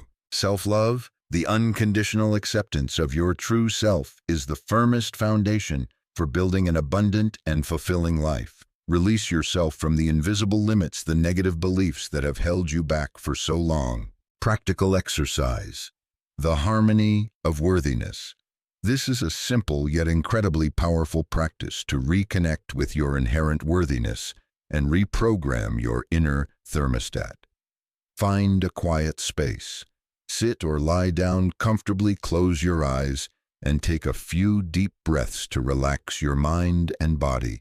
Place your hand on your heart. Feel your heartbeat. Feel the life flowing within you. This is the most vivid proof of your existence and your value. Affirm your worthiness. Gently and assertively say, silently or aloud, the following affirmations or affirmations that feel right for you. I am worthy of all the love, joy, and abundance the universe offers. I deserve to live a life of ease and fullness. I open myself to receive wealth and prosperity flowing into my life right now. My worthiness is inherent and unshakable. Feel and believe as you speak these words, truly feel them. Let these words seep deep into every cell, into your subconscious. Believe that this is the truth. Repeat regularly. Practice this exercise daily, especially in the morning upon waking and in the evening before bed, or whenever you feel self-doubt. Applying to daily life. Self-reflect on your thermostat. Take time to honestly look back at your life. What limits have you unconsciously set for what you deserve to receive? Are there any areas where you feel you don't deserve better things? Challenge unworthy thoughts. Whenever you notice self-deprecating thoughts or doubts about your self-worth appearing, I'm not good enough, I can't do this, someone else deserves it more, stop. Actively question those thoughts. Is this really true? What evidence supports it? And then replace them with the truth of your inherent worthiness. Stop apologizing for your dreams. Like Pearl, allow yourself to desire and pursue bigger things without feeling the need to justify, shrink back, or feel guilty. Your dreams are sacred callings from your soul. Act as if you are worthy. Start making choices and taking actions from a position of confidence and trust in your value. This doesn't mean becoming arrogant, but living from your inner truth. When you act as if you are worthy, you will attract experiences and people who reflect that belief. The ultimate key to opening the door to abundance does not lie in external factors, nor in having to struggle or fight for it. It lies deep within our awareness and belief in our own worthiness. The moment you truly accept and embrace your inherent worthiness, you will see the self-imposed dams dissolve, allowing the sacred flow of abundance to freely enter every aspect of your life, bringing a reality far beyond what you ever dared to dream. Remember, you are a unique and precious expression of life, and you are utterly deserving of all the best things. Chapter 22. Money as a Sacred Service. When energy leads the flow. In a city of ceaseless motion where skyscrapers stretched to touch the blue clouds, lived a man named Hank. Hank was the epitome of hard work. He believed the key to wealth lay in tireless work hours, in relentless effort. He was the first to arrive at the office and the last to leave. His calendar was packed with appointments, with goals to be completed. He likened wealth to prey that he had to hunt with all his might. Yet despite all his efforts, true abundance, the feeling of fullness and peace he craved, seemed to always elude him. He achieved certain successes, but they often came with exhaustion, stress, and an indescribable emptiness. Money came and went, and Hank felt like he was running on a treadmill, expending much effort, but not really getting any further. He didn't realize that in this vast universe, money doesn't just respond to mechanical effort. It also responds to energy, to harmony, and to the inner state of the receiver. Then one day, after a major project failed, despite him pouring all his heart and time into it, Hank collapsed. His body spoke up, forcing him to stop. During those quiet months of recovery, he chanced upon an ancient book about the flow of universal energy. A new idea began to sprout within him. What if wealth wasn't something to be chased, but something to be attracted? What if cultivating an inner state of abundance was more important than external actions? Hank embarked on a new journey, an inward one. He learned to listen to his body, to find joy in simple things. And most importantly, he learned to work from a place of clarity and peace, rather than from anxiety and pressure. He didn't work less, but he worked with a different frequency. He prioritized inner harmony, his connection to his deeper purpose. And a miracle began. Opportunities he previously had to struggle to find now came to him naturally. Partners sensed his stability and sincerity. Creative ideas arose when his mind was no longer clouded by stress. Money began to flow towards him, not like a chaotic, rushing torrent, but like a gentle, nurturing, and sustainable river. Hank understood that the universe does not demand our struggle, it simply invites our harmony. Lois's story, a dancer with feet that seemed to speak, and a heart ablaze with passion, is another beautiful testament to this truth. Lois opened a small dance class on a quiet street corner. She had no grand business plan or flashy marketing strategies. She only had a pure love for dance and a burning desire to share that joy with everyone. In every class, Lois didn't just teach steps. She poured her entire soul into it, creating a space where people felt uplifted, free to express themselves, and connected. She didn't calculate every penny of profit, but poured all her heart and passion into creating real value for her students. It was this passion and sincere dedication that created a powerful magnetic field. Initially, it was just a few friends, then friends of friends, and soon Lois's small class became crowded. People came not just to learn dance, but also to immerse themselves in the positive atmosphere, in the loving energy that Lois radiated. Opportunities began to find their way to her, naturally invitations to teach, at events, collaborative projects, students willing to help her expand her space. Financial abundance came to Lois as an inevitable consequence, a reflection of the value and joy she gave out. She never chased money, she pursued her passion, and money followed like a loyal companion. Lois demonstrated that when you become more aligned with your true self, clearer about your purpose, and more in tune with your highest expression, Prosperity will blossom naturally, like a flower blooming without effort. Money as a Sacred Service. This title, Money as a Sacred Service, holds many deep layers of meaning, inviting us to view our relationship with wealth in a new way. First, when you achieve spiritual clarity and inner harmony, when you live from the center of your true self, money will flow to you naturally, almost as an inevitability. In this case, money seems to be serving that enlightened state and your highest expression.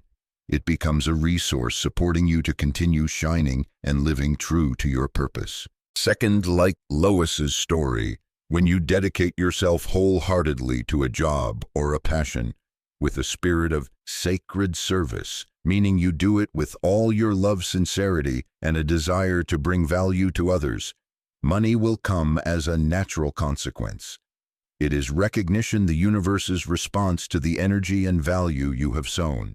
And finally, when wealth comes from a place of harmony, passion, and noble purpose, it is no longer the ultimate goal, but becomes a powerful tool. At this point, money can be used to sacredly serve greater purposes, to spread love, to heal, to create good things for the community and the world.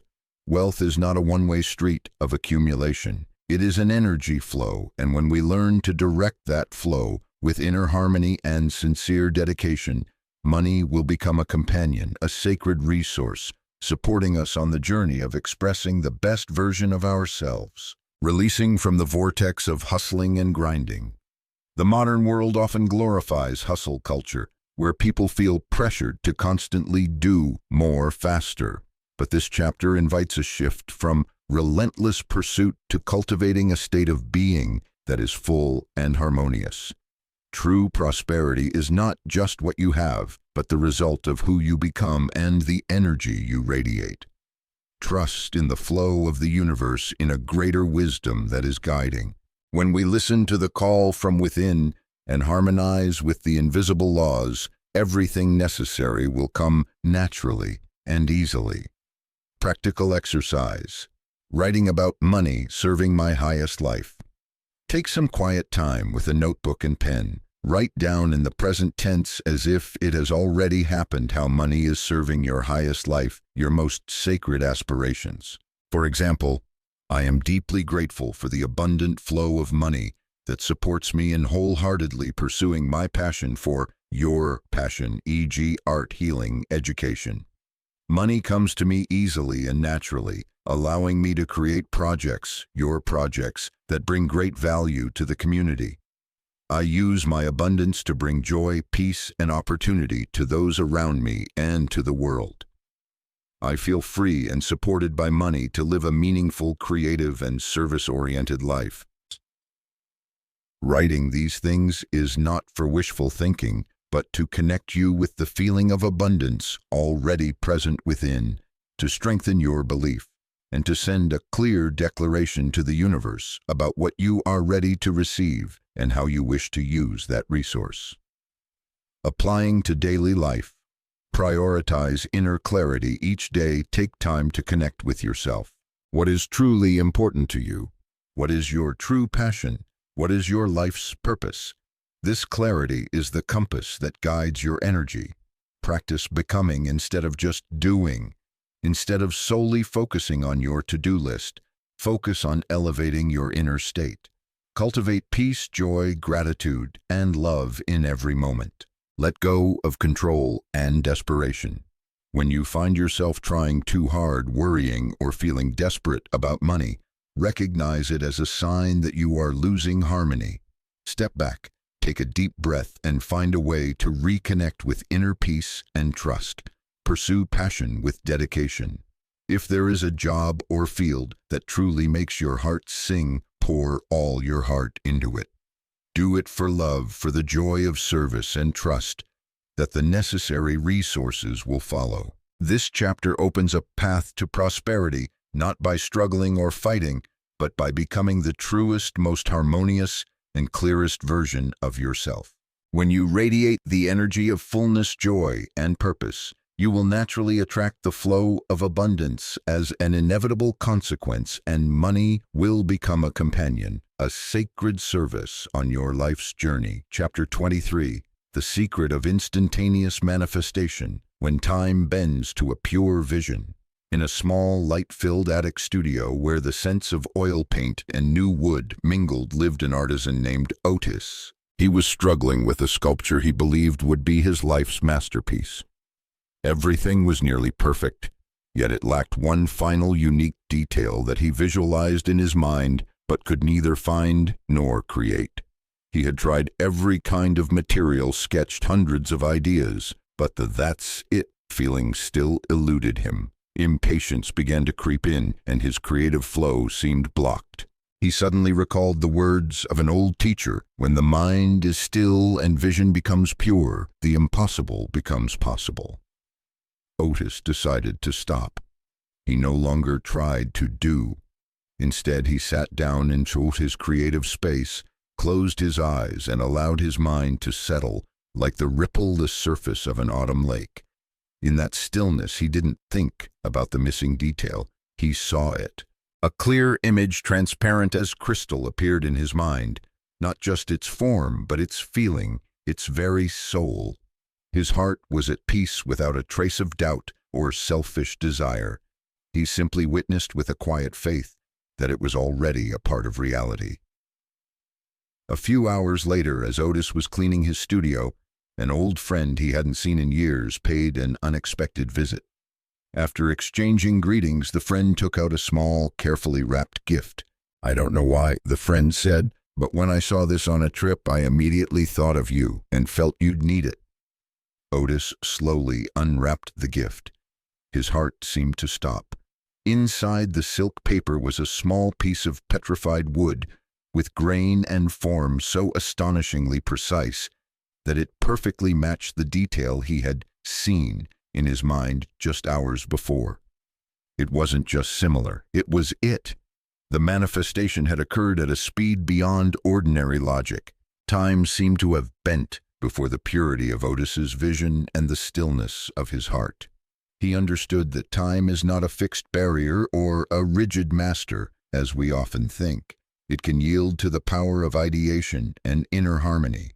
Virginia's story, a dedicated nurse working in a bustling city hospital, shows us another aspect of accelerated manifestation. Virginia had always longed to attend a special silent retreat held at a mountaintop monastery where she believed she would rediscover peace and a deep connection with herself. However, the cost of the retreat and arranging time off work seemed like insurmountable obstacles. She had looked at the brochure countless times, her heart heavy with longing.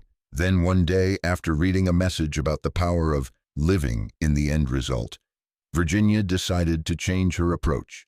Instead of focusing on the difficulties, she began to spend a few minutes each evening visualizing herself already there. She didn't just see herself walking the monastery grounds.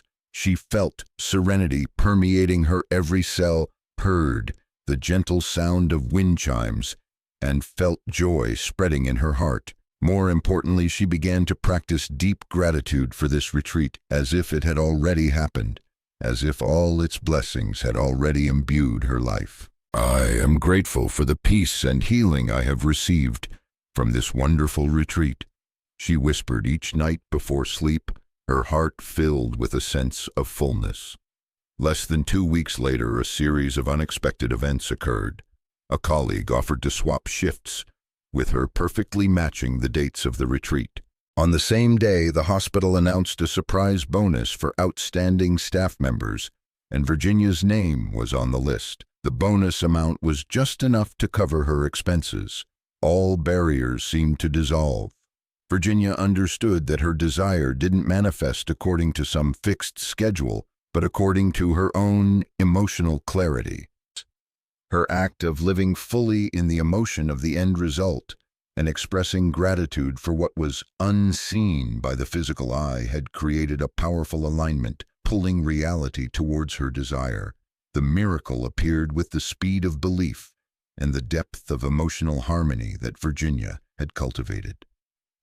When time obeys consciousness, the experiences of Otis and Virginia are not random luck. They are testaments to a deeper law: instantaneous manifestation, or at least significantly accelerated manifestation, is a real possibility when the right inner conditions are established. The universe is not limited by the linear time rules we often impose on it. The speed at which our desires take shape depends on the speed of our belief. The stronger and more unwavering the belief, the faster the manifestation. It also depends on the depth of emotional harmony. The more deeply you are emotionally aligned with what you desire, feeling it as if it were already real, the more you release all resistance. Doubt, worry, and attachment to when and how are the biggest barriers, the clouds obscuring your pure vision. When you release these resistances, maintain a crystal clear vision, and stand firm in unwavering faith, the universe will respond with supernatural swiftness. Just as water always finds its natural flow to the sea, your desire will flow into manifestation the moment you remove the barriers of doubt and surrender to the perfect arrangement and timing of universal wisdom. The power of the present and the already is state. In the realm of pure potential, where all possibilities coexist, everything you desire already exists. Your job is not to create them from nothing, but to synchronize your vibrational frequency with the frequency of the reality you desire. This is the power of living in the present and nurturing the already is state. Time, in a sense, is a flexible construct of consciousness. When your consciousness is focused, pure, and harmonious, it has the ability to impact and bend the flow of time. Manifestation does not require complex rituals or extraordinary efforts. It requires purity, clarity, and consistency of the inner self. Practical exercise. The miracle list. This is an exercise to connect with your power of manifestation and strengthen your belief in the ability to realize your desires. Preparation. Take a beautiful notebook and a pen you love. Find a quiet space where you will not be disturbed. Write down your desires. Write down 3 to 5 things you truly wish to manifest in your life. These can be specific things or states you wish to experience, e.g., an inspiring new job opportunity, vibrant health and overflowing energy, a loving and harmonious relationship, a sense of inner peace and serenity. Feel as if already fulfilled. For each desire, close your eyes for a few minutes. Vividly imagine that it has already come true. Ask yourself, what do you see? What do you hear? Most importantly, how do you feel now that this desire has become a reality? Let the positive emotions, joy, gratitude, relief, love spread throughout your body. Affirm it is so. After deeply feeling this, right next to each desire the affirmation "it is so," or "thank you for this," or "something better now," manifesting for the highest good of all. Release and trust. After completing your list, entrust these desires to the universe with deep faith and gratitude. Trust that they are on their way to you at the most perfect time. Applying to daily life practice, seeing and feeling every day. Dedicate time each day, even if just a few minutes, to clearly visualizing your desires as if they were already fulfilled. Immerse yourself in the positive emotions that accompany that fulfillment. Cultivate active gratitude. Express gratitude not only for what you already have, but also for the desires that are on their way to you as if they were already here. Gratitude is a powerful magnet. Identify and release resistance. Whenever you find yourself worrying, doubting, or trying to control the manifestation process, consciously stop. Take a deep breath, remind yourself of your inner power, and reaffirm your faith. Trust in perfect timing. After you have done your part, maintaining your vision, emotions, and faith, learn to let go and trust that everything will arrive at the most appropriate time in the best possible way, often far exceeding what you could have orchestrated yourself. This chapter is a powerful invitation for each of us to harness the extraordinary power of our mind and heart. Remember, The true reality of instantaneous manifestation is not a distant dream, but a latent potential within our reach when we achieve purity of ideation, stillness of heart, and profound harmony with the endless flow of the universe. Chapter 24. The Universe's Invisible Channels. When letting go opens the way for miracles. In a coastal city where waves caress the sandy shores day and night, lived a man named Stan. Stan was a talented project manager, a master of detailed plans. His life, especially his financial goals and business projects, was meticulously mapped out on complex spreadsheets with 5-year, 10-year roadmaps. He believed that tight control and precise execution down to the last detail were the only path to success. All variables had to be calculated, all risks foreseen. He prided himself on his foresight and organizational skills, believing he was steering the ship of his life most securely. However, an important project into which Stan had poured all his heart, a plan he believed was perfect, suddenly hit an unforeseen obstacle. A major partner unexpectedly withdrew. A change in policy shook his entire financial structure. All of Stan's detailed plans and careful forecasts seemed to become meaningless. He felt extreme stress, a deep disappointment that things were not going according to plan. He tried every way to patch things up, to adjust, but the more he tried to control, the worse the situation seemed to become. In a moment of exhaustion, when all efforts seemed depleted, Stan slumped into his chair, looked out the window, and for the first time in his life felt complete helplessness. And in that helplessness, a strange thought crossed his mind. What if I just let it be? He decided, not out of conviction, but because he had no other choice, to temporarily release his grip, to stop trying to force everything to go his way. Miraculously, as soon as Stan stopped trying to control how things had to happen, unexpected things began to appear. In a casual conversation with a neighbor he had previously paid little attention to, he learned of a new investment opportunity in a field completely different from what he had ever planned. A former employee with whom he had lost contact suddenly called to share an innovative solution to the problem his project was facing. Doors Stan had never even considered began to open. Success finally came to him, not by the path he had charted, but through invisible channels, unexpected turns his limited mind could never have conceived. Stan learned an invaluable lesson. The universe has myriad ways to bring abundance and opportunity, and even our most detailed plans draw only from a finite source of possibilities. True power lies in letting go of the how to open oneself to possibilities far beyond imagination. Estelle's story, a kind-hearted woman trying to fundraise for a loving shelter for street children, further illuminates this truth. Estelle had a beautiful vision, a burning desire to provide a safe and loving home for less fortunate children. She had knocked on the doors of countless organizations, written hundreds of inquiry letters, and presented her plans in detail and with great passion. But the response was often rejections or vague promises. She began to feel discouraged, wondering if her dream was too far-fetched or if she was lacking some correct strategy.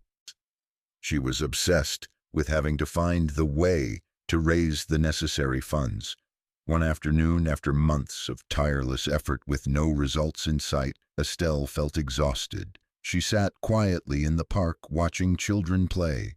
A gentle peace enveloped her. She decided she would no longer torment herself with the how. Instead, she focused on the what, a home filled with love, and the why, because she believed every child deserved to be protected and nurtured. She held that image in her heart with pure faith and love, entrusting the how to a greater wisdom. She opened herself to receiving help in any form from anywhere. A few days later, at a small local charity market Estelle had just casually visited, she met an elderly woman quietly observing her craft stall. They began to chat. Estelle, with no intention of soliciting, simply shared her joy in making small items and her dream of the shelter. The woman listened, her eyes shining with empathy. At the end of their conversation, she gently placed her hand on Estelle's and said, "I've been looking for a meaningful project to support for a long time. My heart tells me this is where I belong." That woman, a silent philanthropist Estelle had never known, became the main patron for the shelter. What seemed like a coincidence was actually a manifestation of divine synchronicity. Once Estelle had opened her heart and was ready to receive. The universe had a grander vision than her limited perspective could comprehend. When infinite wisdom leads the way, surrender, as Stan and Estelle experienced, does not mean abandoning action or becoming passive.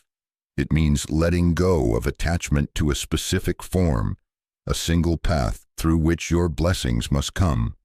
Your role is not that of a director trying to control every detail of life's play. Instead, be an artist merging with the larger symphony that is already present, trusting in a greater coordination, an infinite intelligence that orchestrates the galaxies. The how for your desires to manifest is not within your control. It belongs to universal wisdom. Your task is to always be open, trusting, and ready to receive through unexpected doors. When you let go of control, abundance will find you through the most effective means, often in ways your logical mind could never have predicted. Just as water always finds the shortest and easiest path to the sea, seeping through invisible crevices we cannot see, the universe will also find the optimal path to bring you what you truly need and desire when you allow it to happen. Releasing the burden of control. Trying to control everything not only creates stress and fatigue, but also unconsciously limits the possibilities the universe can bring. When you learn to let go, you not only feel lighter, but also open up a vast space for miracles and delightful surprises to enter your life. Be humble before universal wisdom. Recognize that a wiser arrangement is at work, and find joy in letting the universe surprise you. Practical exercise. The affirmation of letting go. Whenever you feel yourself trying to overly control a situation, especially regarding finances or an important goal, try this simple exercise. Stop and breathe. Pause all thoughts and actions. Take a deep, slow inhale and exhale gradually. Repeat a few times to calm your mind. Identify the control. Be honest with yourself. What am I trying to control here? What specific how am I clinging to? State the affirmation. Say aloud or silently with all sincerity, "I release the need to control this outcome. I trust in the infinite wisdom of the universe. I allow the universe to show me a better way, a more wonderful solution than I could devise on my own. I open myself to receive unexpected blessings from invisible channels. Thank you." Feel the relief. Feel the burden being lifted from your shoulders. Feel the peace as you entrust your worries to a greater power. Applying to daily life. Identify areas where you are trying to control too much. Take time to reflect on your life. Are there any areas, finances, work relationships, where you are rigidly clinging to a specific plan or how? Always be open to the unexpected. When new opportunities, ideas, or people appear in your life, even if they seem unusual, unplanned, or even contrary to your expectations, consider them with an open mind and a willing heart. Focus on the what and why. Leave the how to the universe.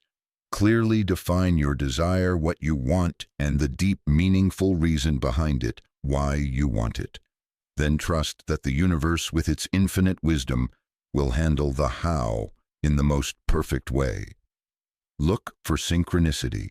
Pay attention to coincidental events in your life. Chance meetings, unexpected information, timely opportunities. They may not be random, but rather signs, messages, or guidance from the universe, opening new channels for you. This chapter is a loving reminder that sometimes the best way to achieve what you desire is not to try harder or control more tightly, but to trust more deeply, let go more gently, and allow the universe to bring wonders in its own way. The most wonderful solutions, the greatest blessings, often come from the places you least expect.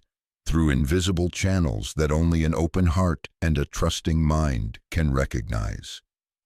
Chapter 25. The Frequency of Abundance. Discovering Treasures in the Present Moment. In a noisy industrial zone where factories stood one after another, lived a worker named Caleb. Every day, Caleb worked long hours at repetitive tasks. He often dreamed of a better life in a distant future, a life where he would have financial freedom and time to do the things he loved. His present, viewed through the lens of that expectation, seemed just a long series of lacking and heavy days. He believed that happiness and a sense of fullness could only come when external conditions changed, when he achieved some future goal. He didn't realize that wealth is not a destination at the end of the road, but a frequency that needs to be tuned into and felt in every single moment. One morning, while tiredly walking to the factory, an early morning sunbeam unexpectedly shone through a gap in the leaves, casting a shimmering golden streak on an old wall. It was something very small, but in that moment Caleb suddenly stopped. He gazed at the fragile beauty of the sunbeam, felt its warmth. Then he noticed the coffee in his hand, its familiar aroma, the gentle bitterness he drank every day but had never truly tasted. On his way, he saw a tiny wildflower resiliently sprouting from a crack in the pavement, vibrant with a deep purple hue. Those small moments, things he had never paid attention to before, suddenly became vivid. Caleb began a quiet experiment. Each day he tried to find and appreciate the small riches existing around him. The strength of his working hands, the laughter of his colleagues, the rare stillness during his break time. He was unconsciously practicing the art of becoming rich right now. Miraculously, though Caleb's external circumstances didn't change immediately, his inner world transformed profoundly. He felt lighter, happier, and a strange feeling of fullness began to seep into him. The energy he radiated also changed, and his interactions with people became more positive. He discovered that the universe responds not only to our future plans, but also to our own present vibration. Bernadette's story, the owner of a small souvenir shop nestled on a quiet, less trafficked street, shows another aspect of this truth. Bernadette's shop was rather gloomy, with limited merchandise and few customers. She often sighed, wishing that when her shop became busier, when she had more money, then she would redecorate it, invest in nicer goods, and then she would feel like a successful owner. She was postponing her joy and feeling of fullness, unconsciously pushing real abundance further away. She didn't understand that the feeling must come first, then the form will follow. One day, after attending a talk on the power of energy and the law of attraction, Bernadette decided to try something different. Despite her tight budget, she began to treat her small shop as if it were already the most luxurious and prosperous boutique. Each morning, she placed a small vase of fresh flowers on the cash counter. She chose soft, elegant instrumental music to make the space more pleasant. She rearranged each item meticulously, with appreciation, even if they weren't expensive items. Most importantly, she changed her attitude. She welcomed every visitor who walked in, even if they were just browse, and not buying, with a radiant smile and the enthusiasm of an owner who was very proud of her establishment. She adorned her present with the feeling of success and gratitude, and a miracle happened. The shop's atmosphere changed completely. It became warmer, more inviting. Customers began to feel that positive energy. They visited more often, not just to buy, but also to enjoy the pleasant space Bernadette had created. Sales began to increase. The external reality of her shop gradually transformed to match the inner state she had cultivated. Bernadette learned that you must cultivate the feeling of wealth, success, and joy from within first, and then the corresponding material manifestations will follow. Affirming abundance in this very breath. When you say, "I will be happy when I have X," or "my life will be better after Y happens," you are sending out a message that your present is not good enough, that you are lacking. The universe, in its wisdom, cannot bring you fullness if you continually affirm lack. The secret lies in affirming abundance in this very breath. The energy you radiate in the present, through every thought, every emotion, every action, is the very key that opens the door to abundance. What you deeply feel within, according to universal law, must manifest externally. Small rituals performed with presence and consciousness can become powerful gateways for abundance to flow into your life. It could be lighting a candle with gratitude each evening, spending a few minutes on a mindful walk to appreciate the beauty of nature around you, or simply offering an intentional smile to someone you meet on the street. These actions help you tune your frequency to the abundance that is already present. The infinite power of the present moment. The present is the only point where you truly have the power to create change and experience fullness. The past is gone. The future has not yet arrived. But in this very moment, you can choose to feel grateful, to feel wealthy, to feel joyful. Wealth, before becoming an external reality, must be an inner experience. Joy and gratitude, when consciously cultivated in the small things of daily life, will become powerful magnets, attracting more good things to you. Practical exercise.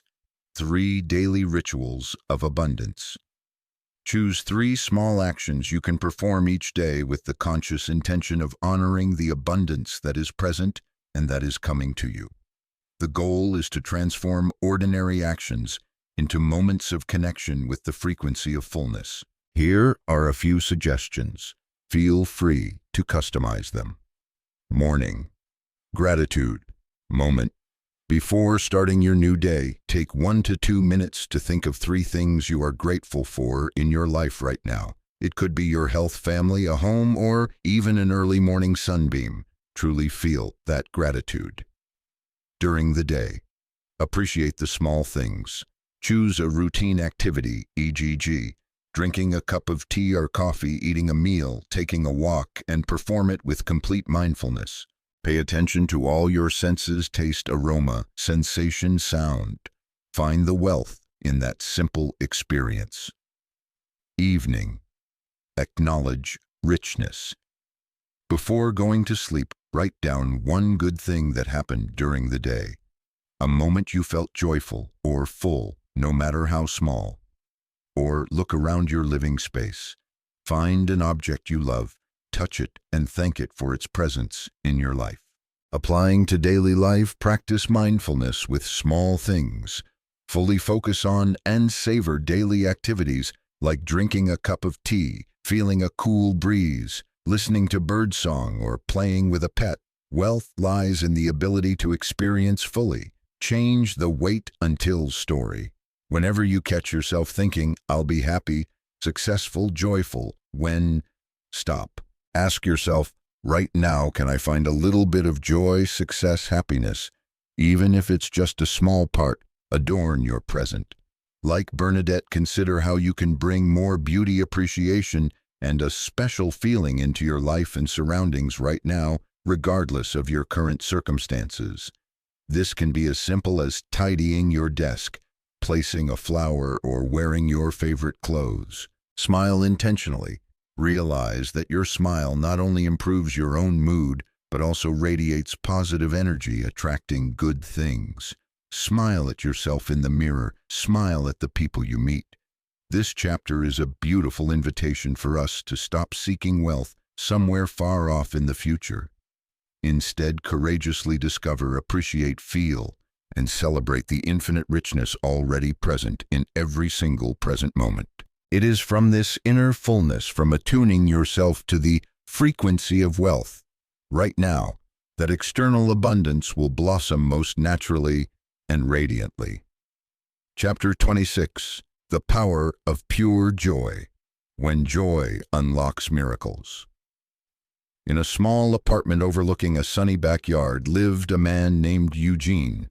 Life hadn't been smiling on him much lately. The job he loved had ended, and worries about the future hung like gray clouds obscuring his mind. He had tried positive thinking, applied for jobs everywhere, but a heavy and stuck feeling still clung to him. He believed he had to solve all his problems before he could allow himself to be happy again.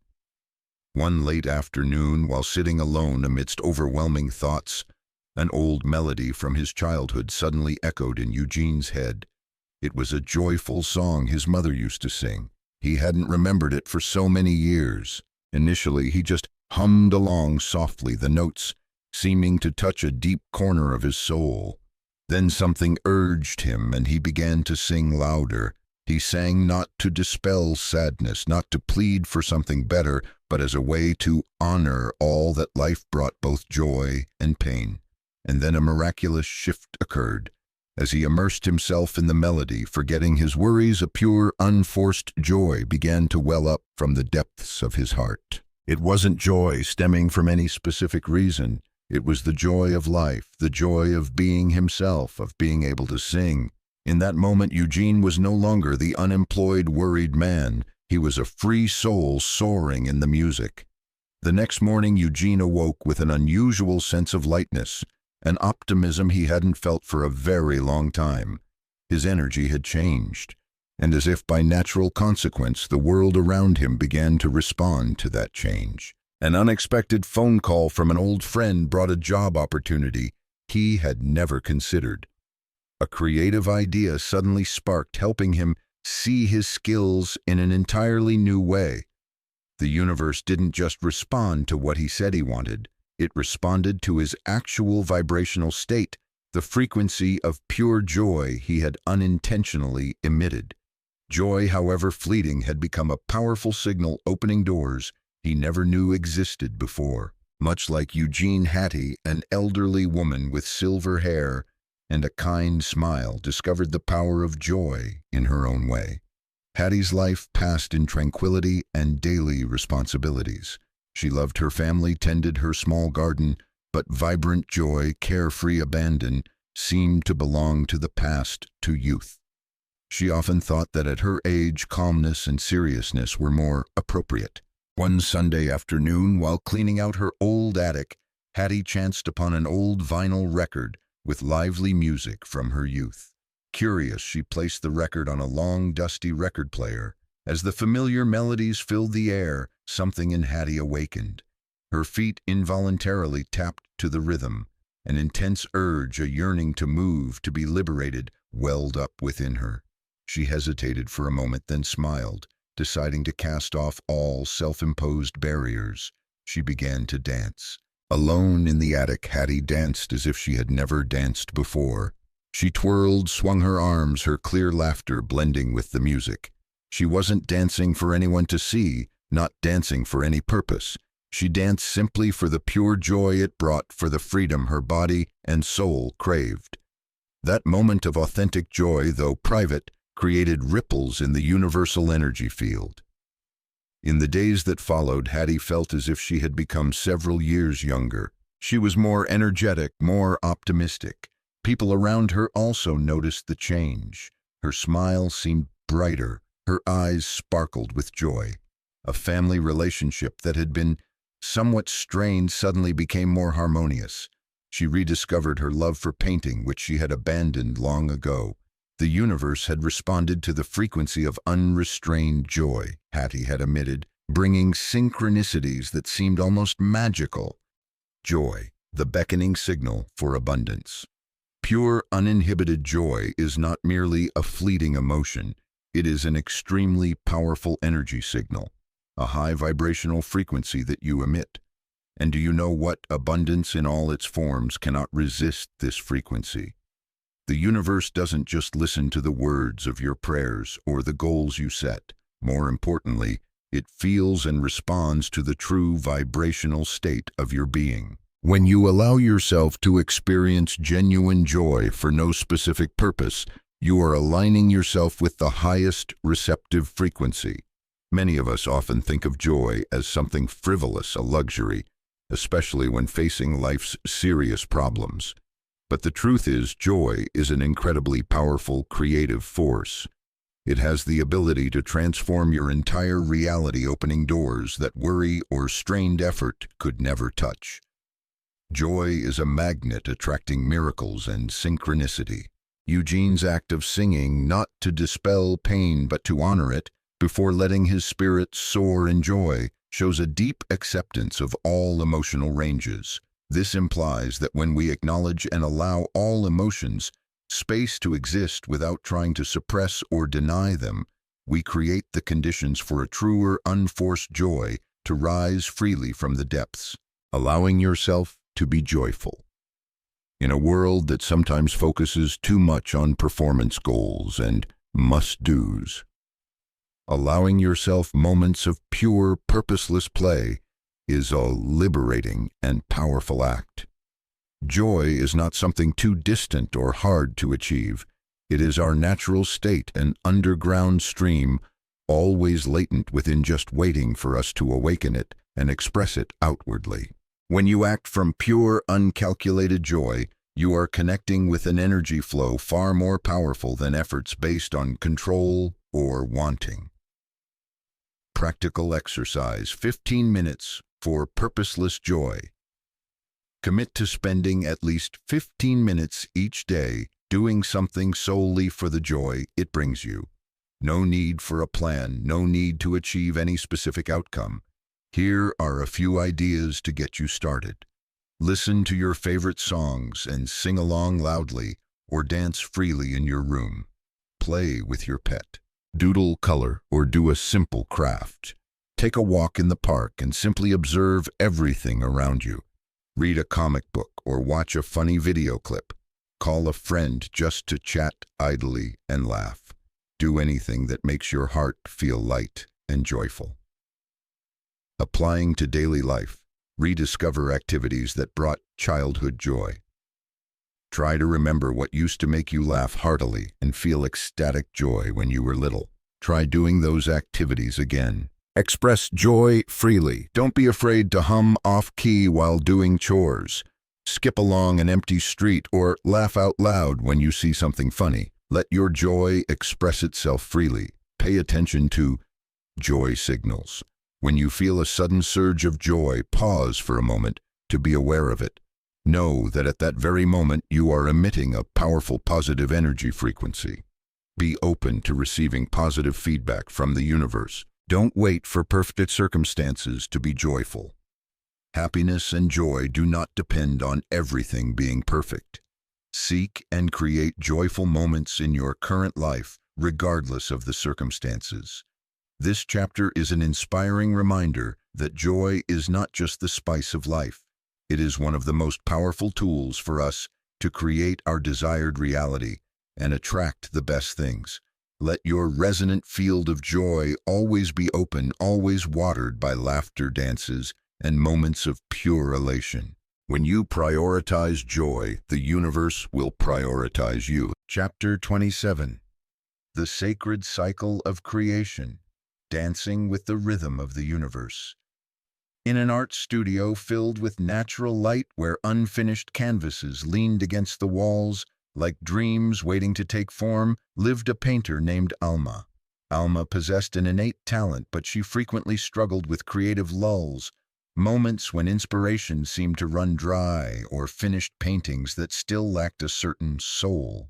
She tended to try to force ideas to push the process, believing that relentless effort would bring results, but often that only led to fatigue and works that lacked the vibrancy she longed for. One day, while wandering in an old library, Alma chanced upon a passage describing the 4 sacred movements of creation, a process likened to the dance of the seasons in nature. That idea resonated deeply within her. She decided to try applying these steps to her next work, a landscape painting she had long cherished in her heart.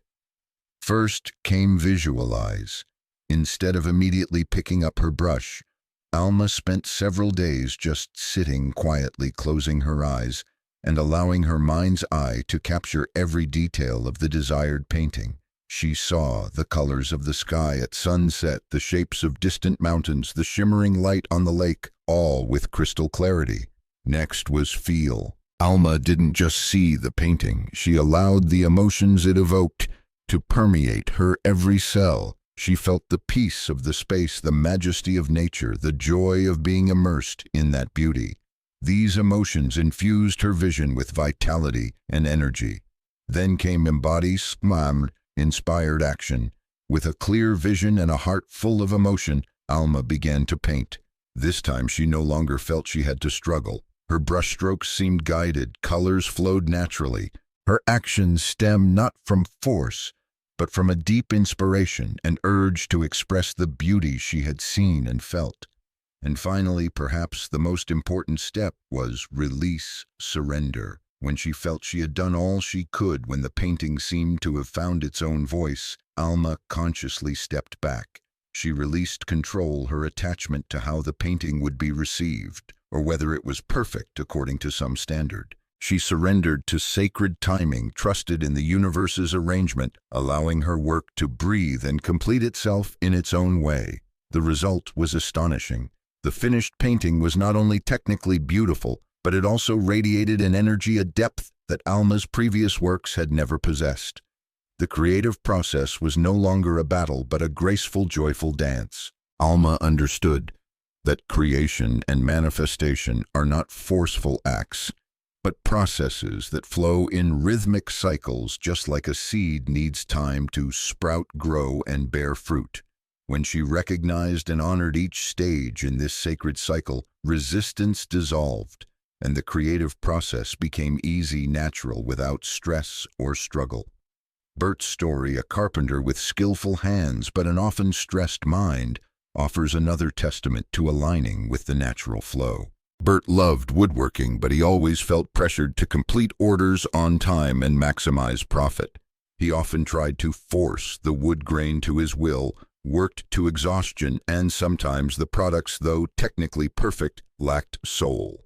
He was always in a state of pursuit, pursuing customers, pursuing success, pursuing recognition. One time, while trying to bend a stubborn piece of oak for a complex project, Bert felt immense frustration. The wood seemed to resist all his efforts. In a fleeting moment of fatigue, he let go, sat down, and just silently looked at the piece of wood. He suddenly noticed its natural grain, the unique characteristics he had tried to ignore. A thought sparked, why don't I try working with it instead of against it? Bert decided to change his approach. He began to listen to the wood grain, to feel its natural form. He no longer forced it, but flexibly followed what the material suggested. He learned to flow with opportunity. Instead of chasing it, trust timing instead of rushing, allow instead of demand. From then on, Bert's work became much easier. His pieces were not only beautiful, but also possessed a unique quality, a natural harmony. He found joy in the creative process itself, not just in the end result. Customers sensed the love and respect he had for each piece of wood, and new opportunities began to come to him naturally. Bert had learned to dance with the rhythm of creation, trusting in the natural ebb and flow of universal energy, the wisdom of nature in creation. Just as nature has 4 seasons, spring, summer, autumn, winter, each with its own beauty and role, our creative process also follows rhythmic cycles. Trying to harvest when one is only in the sowing phase will only lead to disappointment. Similarly, constantly sowing seeds without allowing oneself to enter the growth or harvest phase will also prevent our potential from being fully realized. Each stage in the 4 sacred movements of creation, visualize, feel, inspired action, and release, surrender, has its own time and value. The important thing is for us to recognize where we are in that cycle and take appropriate steps with sacred patience and faith in the process. When we harmonize with this rhythm, our manifestations will unfold gracefully. Creation then becomes both easy and inevitable, like a flower blooming in its appointed season. This is not passivity, but wise cooperation with the universe, where we become co-creators dancing to the grand symphony of life.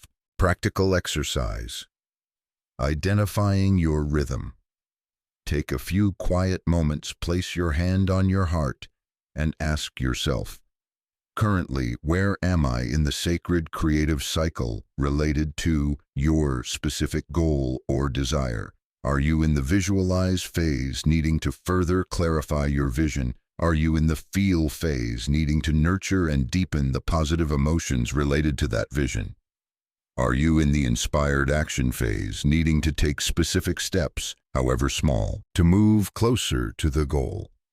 Or are you in the release surrender phase, needing to practice trust, release control, and allow the universe to do its part? Once you have identified your stage, commit to taking appropriate actions. If visualize, dedicate time each day to meditate, journal, or create a vision board to make your desire as clear and vivid as possible. If feel, practice gratitude, listen to uplifting music, be near positive people, or do anything that helps you feel the joy and fullness, as if your desire has already materialized. If inspired action, listen to your intuition. These actions often come not from logical calculation, but from an inner urge. Start with small steps. If release, surrender, practice letting go meditation, write down your worries and entrust them to the universe, affirming your faith in perfect timing and sacred arrangement. Applying to daily life practice, sacred patience. Remember that all seeds need time to sprout and grow. Don't be discouraged if results don't come immediately. Trust the process. Observe cycles in nature. Take time to contemplate the rhythmic workings of the seasons, the growth of plants, or the cycles of the moon.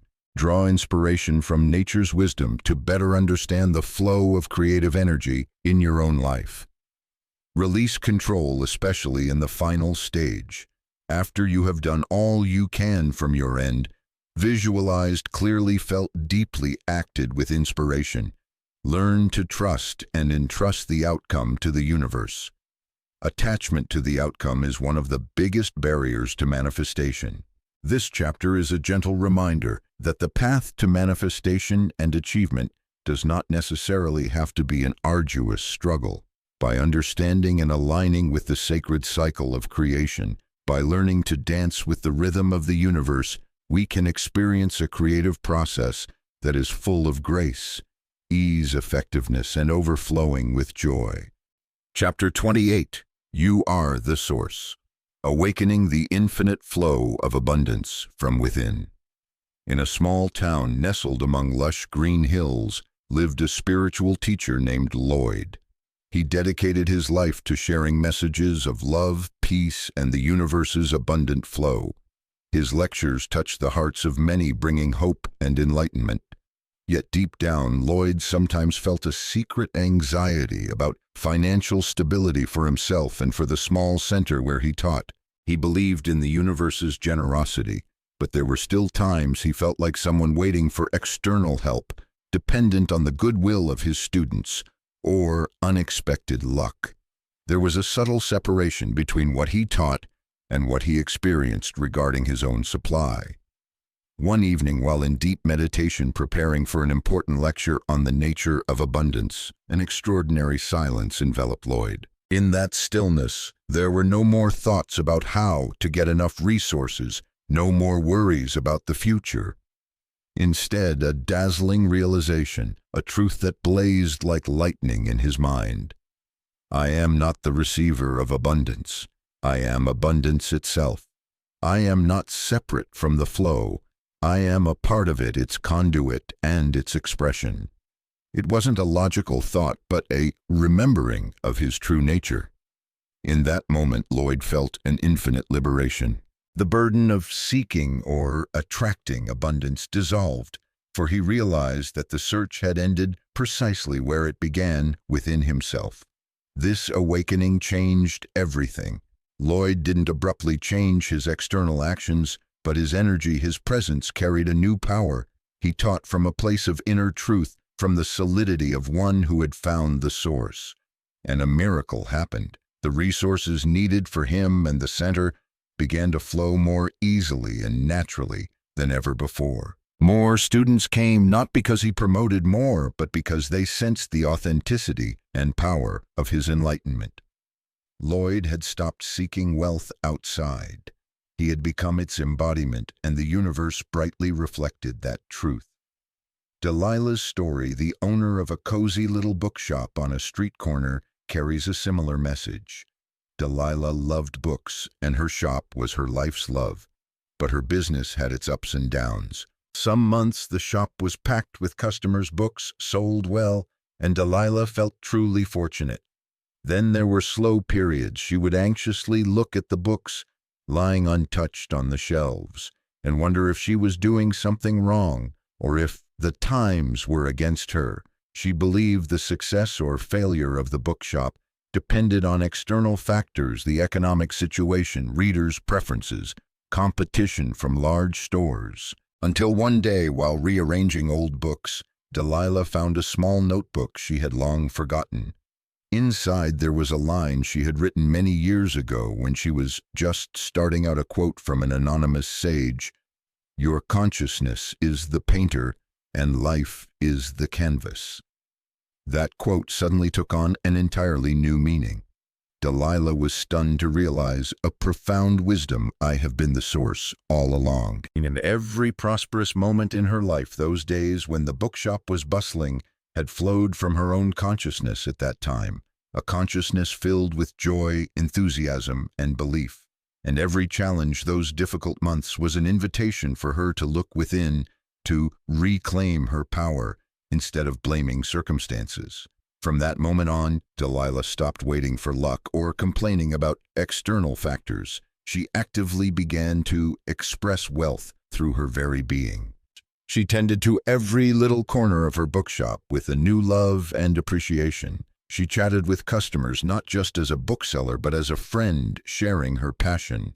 She believed her bookshop was an oasis of knowledge and peace, and she conveyed that belief through every action. Gradually, Delilah's bookshop not only survived, but truly flourished, becoming a beloved community destination, not because of some external miracle, but because of a change in the consciousness of its owner. You are abundance taking form. The deepest truth, the central message the universe always wants to convey to us is this: you are not someone seeking wealth somewhere outside of yourself. You are not separate from abundance. You are the conduit through which the universe's abundance flows, and moreover, you are its very expression and form. The search for external abundance ends precisely where it began within you. We often tend to believe we are separate from abundance, viewing it as something finite that needs to be attracted, fought for, or luckily obtained.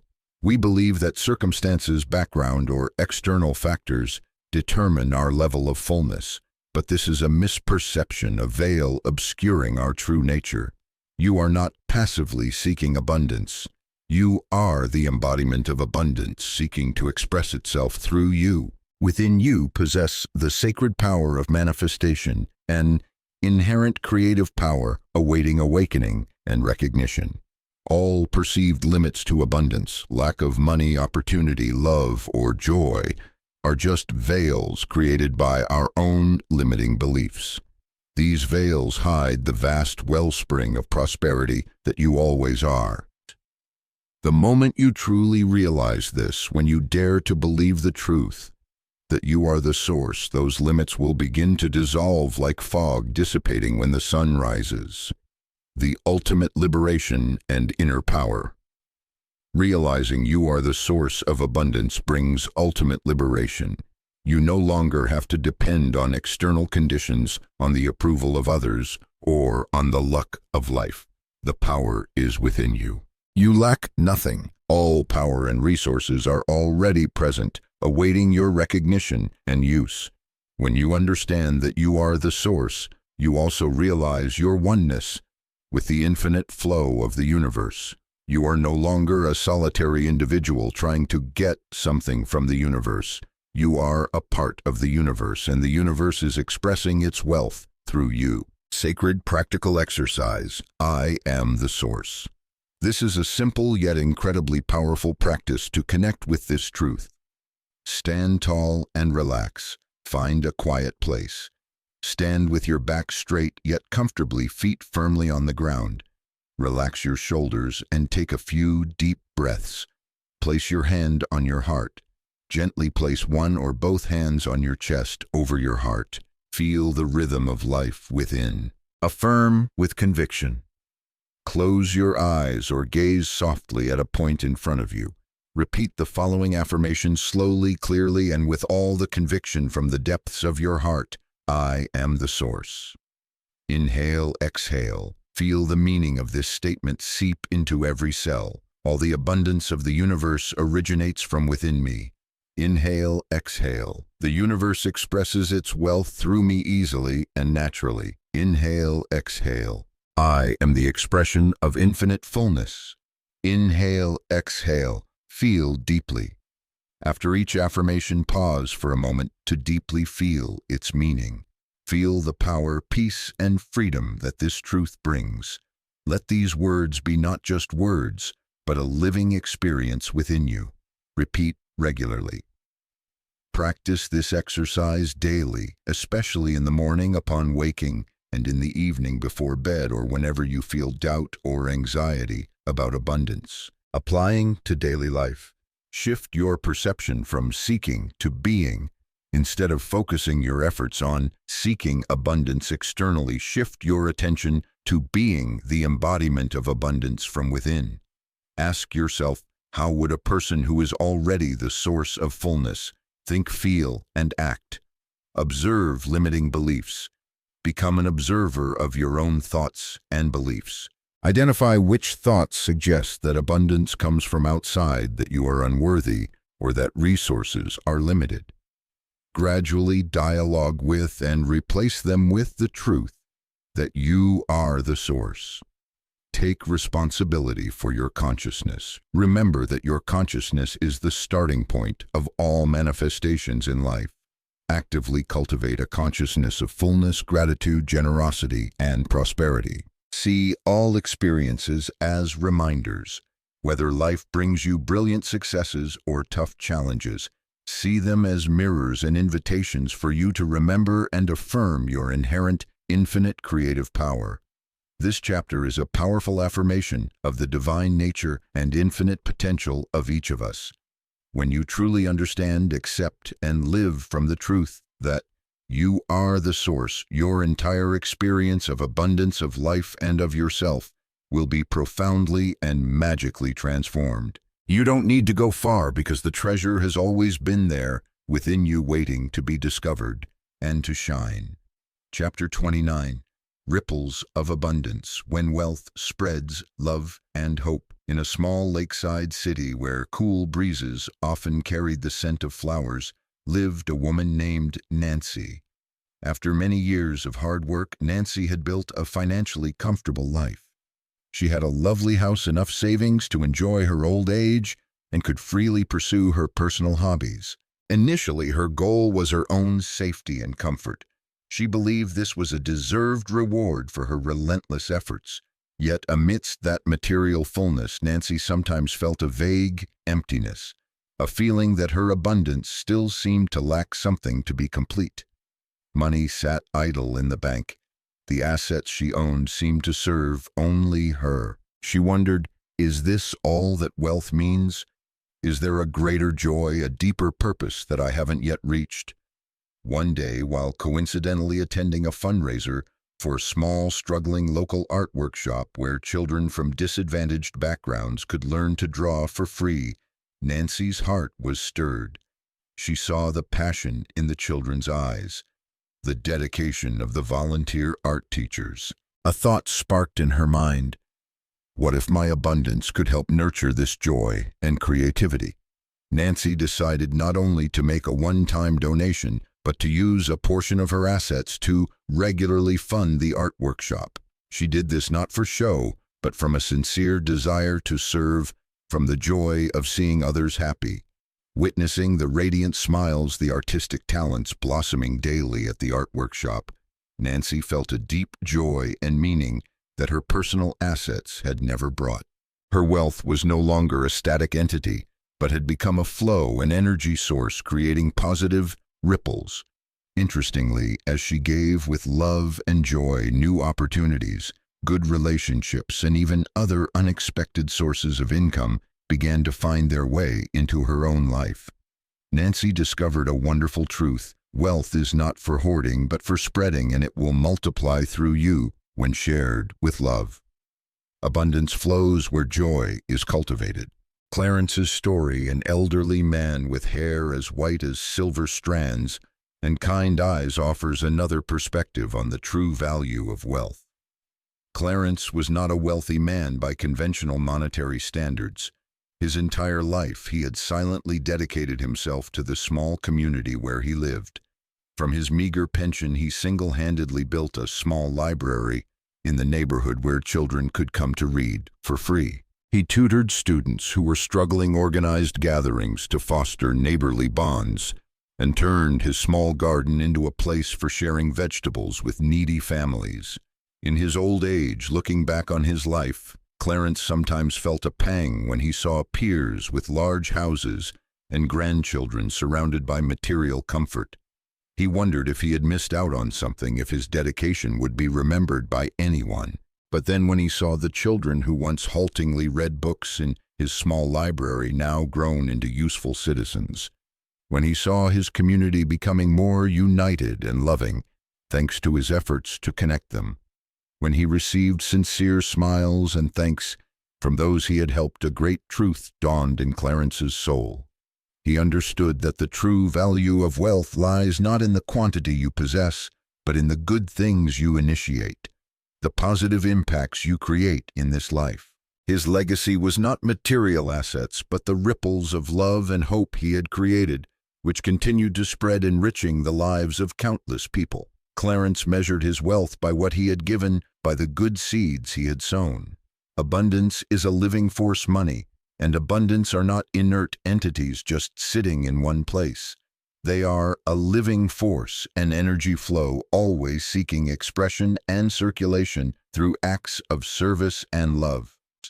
When we solely focus on hoarding, we unconsciously block that natural flow, causing the energy of abundance to become stagnant.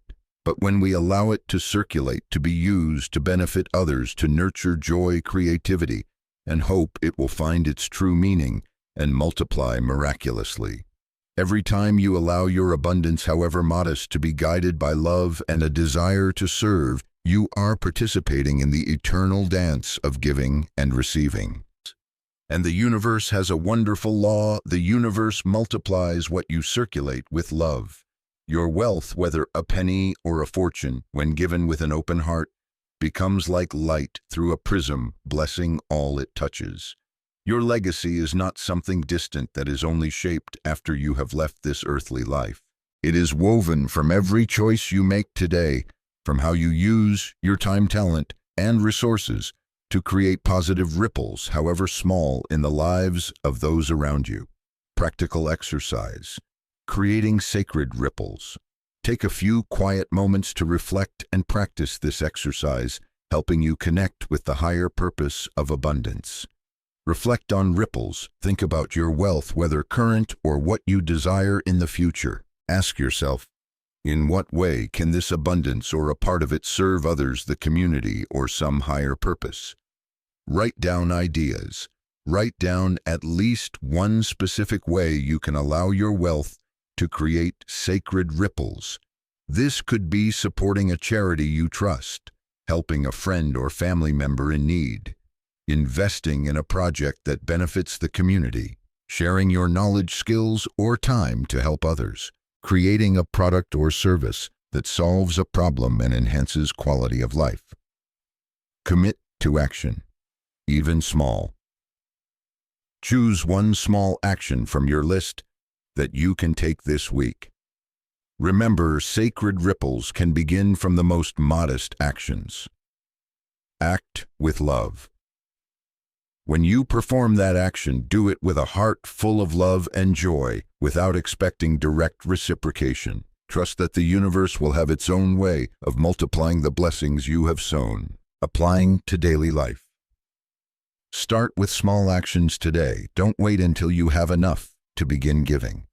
You can buy a coffee for a homeless person, donate an old book, spend time listening to a friend who is sad, or simply offer a smile and a kind word. Every small act has value. Give with love and joy without calculation. When you give, do it from an open heart with sincere joy and without expecting direct reciprocation. Trust that the universe has its own laws for multiplying blessings.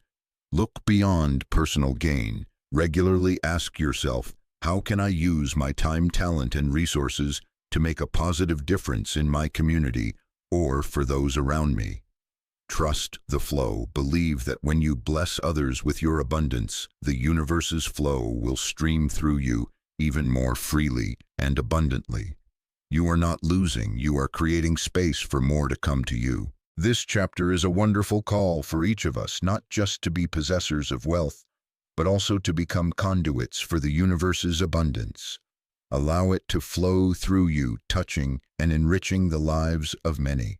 That is how we truly live a life rich in both material and spiritual terms, a meaningful life leaving behind ripples of love and hope that spread endlessly. Chapter 30. The Golden Life, when you become abundance itself. In a small house with a lavender-scented garden lived a woman named Henrietta. For many years, Henrietta had felt like her life was an endless chase. She constantly strove to achieve more money, a bigger house, more recognition, believing that once she obtained these things, she would reach the golden life she had always longed for. She viewed abundance as a distant destination, a reward for relentless efforts. Yet despite achieving many of the goals she had set, a vague sense of lack always lingered within Henrietta. The joy from new achievements was often fleeting, and the feeling of not enough would return. She was tired of the constant pursuit, but didn't know any other way. One spring morning, while hastily preparing for a new day, filled with plans, a sudden downpour forced Henrietta to pause everything. She sat by the window watching the raindrops dance on the leaves, listening to the cheerful chirping of birds in the garden after the rain. She brewed a cup of herbal tea, inhaling its gentle aroma. For the first time in a long while, Henrietta truly slowed down, truly present in the moment. She saw the exquisite beauty of the dew-kissed flowers, felt the warmth of the teacup in her palms, listened to the stillness that enveloped the space. A simple yet incredibly profound truth suddenly blazed in her soul. Here, they were the expressions of wealth, of the golden life that had always been present around her in these smallest, most ordinary things. She had been too busy searching somewhere far off and had forgotten that the treasure was always here, right before her eyes. Henrietta's transformation didn't begin with acquiring something more, but from her ceasing to see herself as separate from abundance and starting to recognize it in every breath. Franklin's story, a successful businessman who had spent his entire life building his career, offers another perspective on the golden life. Franklin had everything the world typically desires: a strong company, a huge fortune, respect in the business world. He believed that when he reached the pinnacle of his career, he would find absolute peace and contentment. But even standing at the peak of glory, an emptiness, an urge to do more, achieve more, constantly haunted him. The golden life still seemed to be something just ahead. Then one late weekend afternoon, Franklin decided to put aside all work and sit alone on a park bench near his home. He didn't think about business strategies or upcoming goals. He quietly watched children playing, felt the warm, late afternoon sunlight, listened to the sound of the wind rustling through the trees. A sense of peace, a deep, simple, and completely unexpected contentment suddenly filled his heart. In that moment, Franklin realized something important.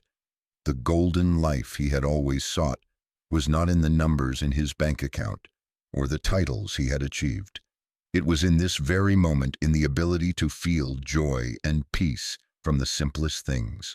His bank account hadn't changed, but his perception had changed completely. He understood that true wealth is not measured in dollars and cents, but flows from the ability to recognize and receive the abundance that surrounds us in every moment. Franklin stopped pursuing and started becoming the very essence of abundance. The journey we have taken together through every story, every discovery, leads us to a central truth, a pinnacle of understanding. The golden life is not a goal to be pursued, not the result of relentless efforts to attain external factors. It is a state of becoming the very essence of abundance from a deep harmony with the universal forces that govern abundance. True wealth is not what you possess, but what you express. This is a secret that keepers of ancient wisdom have long known.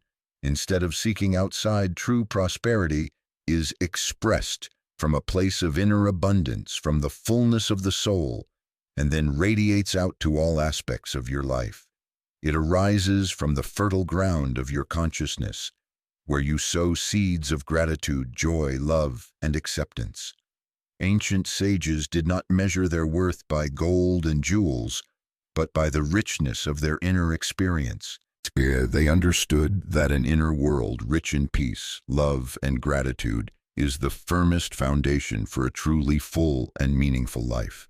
The power to transform your life to live a golden life is not somewhere far away, but is latent within you, silently waiting to be awakened through the simple act of acknowledging the abundance that already exists in your world right now and here, an invitation to awakening. This final chapter is not an end, but an invitation, a new beginning. It is an invitation for each of us to awaken to the truth that we have been and are living in abundance, if only we open our hearts and minds to see and receive it. Ultimate fulfillment comes not from changing the external world, but from a change in perception from within. The greatest secrets of the universe often lie in the simplest things: full presence in each moment, sincere gratitude for what is, and a transformation in how we perceive ourselves and life. Sacred practical exercise. Thank you, I am ready. This is a simple yet incredibly powerful practice, like a declaration and acceptance that the golden life is already yours. Find a quiet space. Choose a place where you feel comfortable and will not be disturbed. Close your eyes and breathe deeply. Gently close your eyes. Inhale deeply, feeling life enter your body. Exhale slowly, releasing all tension. Repeat a few times. Smile from the heart. Let a gentle smile form on your lips and allow it to spread to your heart. Visualize the golden life. Imagine that the golden life you have always wished for, a life filled with joy, peacefulness, and meaning, is already here in this very moment. Feel it with all your senses. Whisper words of acceptance. With all sincerity and trust, whisper these words aloud or silently in your mind. Thank you. Thank the universe, thank life, thank yourself for all that has been and is coming. I am ready. Ready to fully receive the abundance, joy, and all the blessings that the golden life brings. The golden life is mine right now. Retain the feeling. Stay with this feeling of peacefulness and gratitude for a few minutes. Let it seep deep into every cell, into your subconscious. Applying to daily life. Seek wealth in the present. Each day, take time to consciously seek out and appreciate the expressions of wealth in your life. However small, a delicious meal, a meaningful conversation, a peaceful moment, your health, the love from those around you. Shift your perception from pursuing to feeling. When you find yourself engrossed in pursuing an external goal with the hope that it will bring happiness or fullness, pause for a moment. Ask yourself, can I find this feeling, even just a small part of it, right now in my current situation? Nurture the soil of your consciousness. Dedicate time each day to practices that enrich your inner life, such as meditation, gratitude, journaling, reading inspiring books, or simply quiet moments to connect with yourself and your inner wisdom. Live as if the golden life is already yours. Make choices and take actions from a place of fullness, trust, and inner peace. When you live from the already is state, you will attract corresponding experiences. The golden life is not a distant destination, but a way of living, a state of the soul, an awakening to the beauty and richness that has always been present. It is the realization that you don't need to search far because all that you desire, joy, peace, love, and fullness, has always been here within and around you, just waiting for you to open your heart. Recognize it and live it fully. This journey may end here, but a new journey, the journey of living in your own golden life, now truly begins. Tuyệt vời, đây là một lời kết đầy cảm hứng và mang tính tổng hợp sâu sắc cho toàn bộ hành trình. Dưới đây là bản dịch sang tiếng Anh với nỗ lực giữ trọn vẹn sự ấm áp thông điệp, trao quyền và chiều sâu tâm linh của những lời này. Epilogue. You are the eternal river of abundance. As the final pages of this book draw to a close, dear friend, please know that this is not an endpoint, but a threshold, a radiant beginning for a new journey of living, a new way of becoming. The wisdom of abundance that we have shared together is not static words on paper, but a transmission of living energy. Like the eternal vortex of creation, this wisdom will continue to expand, develop, and manifest through your own life and unique experiences. Throughout this journey, we have together rekindled an ancient understanding that your soul, in its depths, has always known money and abundance do not truly flow from uncertain external sources. They are the echo, the reflection of your own inner harmony.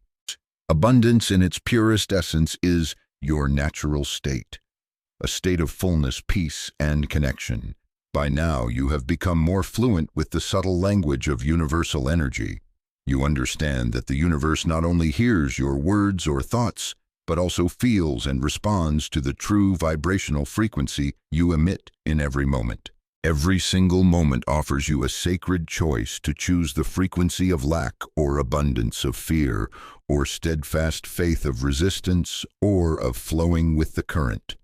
And it is these subtle yet powerful choices that will determine what is attracted to and flows through your life. We have together explored and reiterated an ultimate truth, a truth powerful enough to liberate all limits. You are not a separate small entity trying to reach or hold on to abundance somewhere far away. No, dear friend, you are that very source expressing in human form. The vast universe is not far away. It lives and breathes, extends its arms, and entrusts its gifts through you, through every heartbeat, every breath you take. The practices shared in this book are not exercises to be completed once and then forgotten. They are gateways to enter again and again, daily bread nourishing the soul, subtle tools helping you continually adjust your energy, renewing your connection with the infinite realm and your inherent fullness. See them as close companions on your path. And that path, the path to true abundance, does not demand overexertion, struggle, or relentless pursuit. No, that path invites stillness. It invites you to be still and know that you already are all that you seek. You are the magnet. You are the gold. You are the abundance you seek. The universe never withholds abundance from you. On the contrary, it delights in expressing its abundance through you. The only thing the universe awaits from you is your permission, harmony from the heart, and open arms ready to receive. So, dear friend, the final call from this book is not for you to do something more, but for you to be. Step forward from today with a new awareness, a change in your very being, from one who endlessly seeks to one who knows, from one who always desires to one who is. Live like one who knows they are the source, and like one who is the embodiment of that fullness. Each new day is a beginning, an opportunity for you to renew this sacred connection. Carry the spirit of freshness and infinite possibilities into each morning. Continue practicing the spiritual rituals that resonate with you, seeing them as anchors keeping you steadfast in harmony. In all situations, whether challenging or favorable, remind yourself that you already are abundance. You are already full.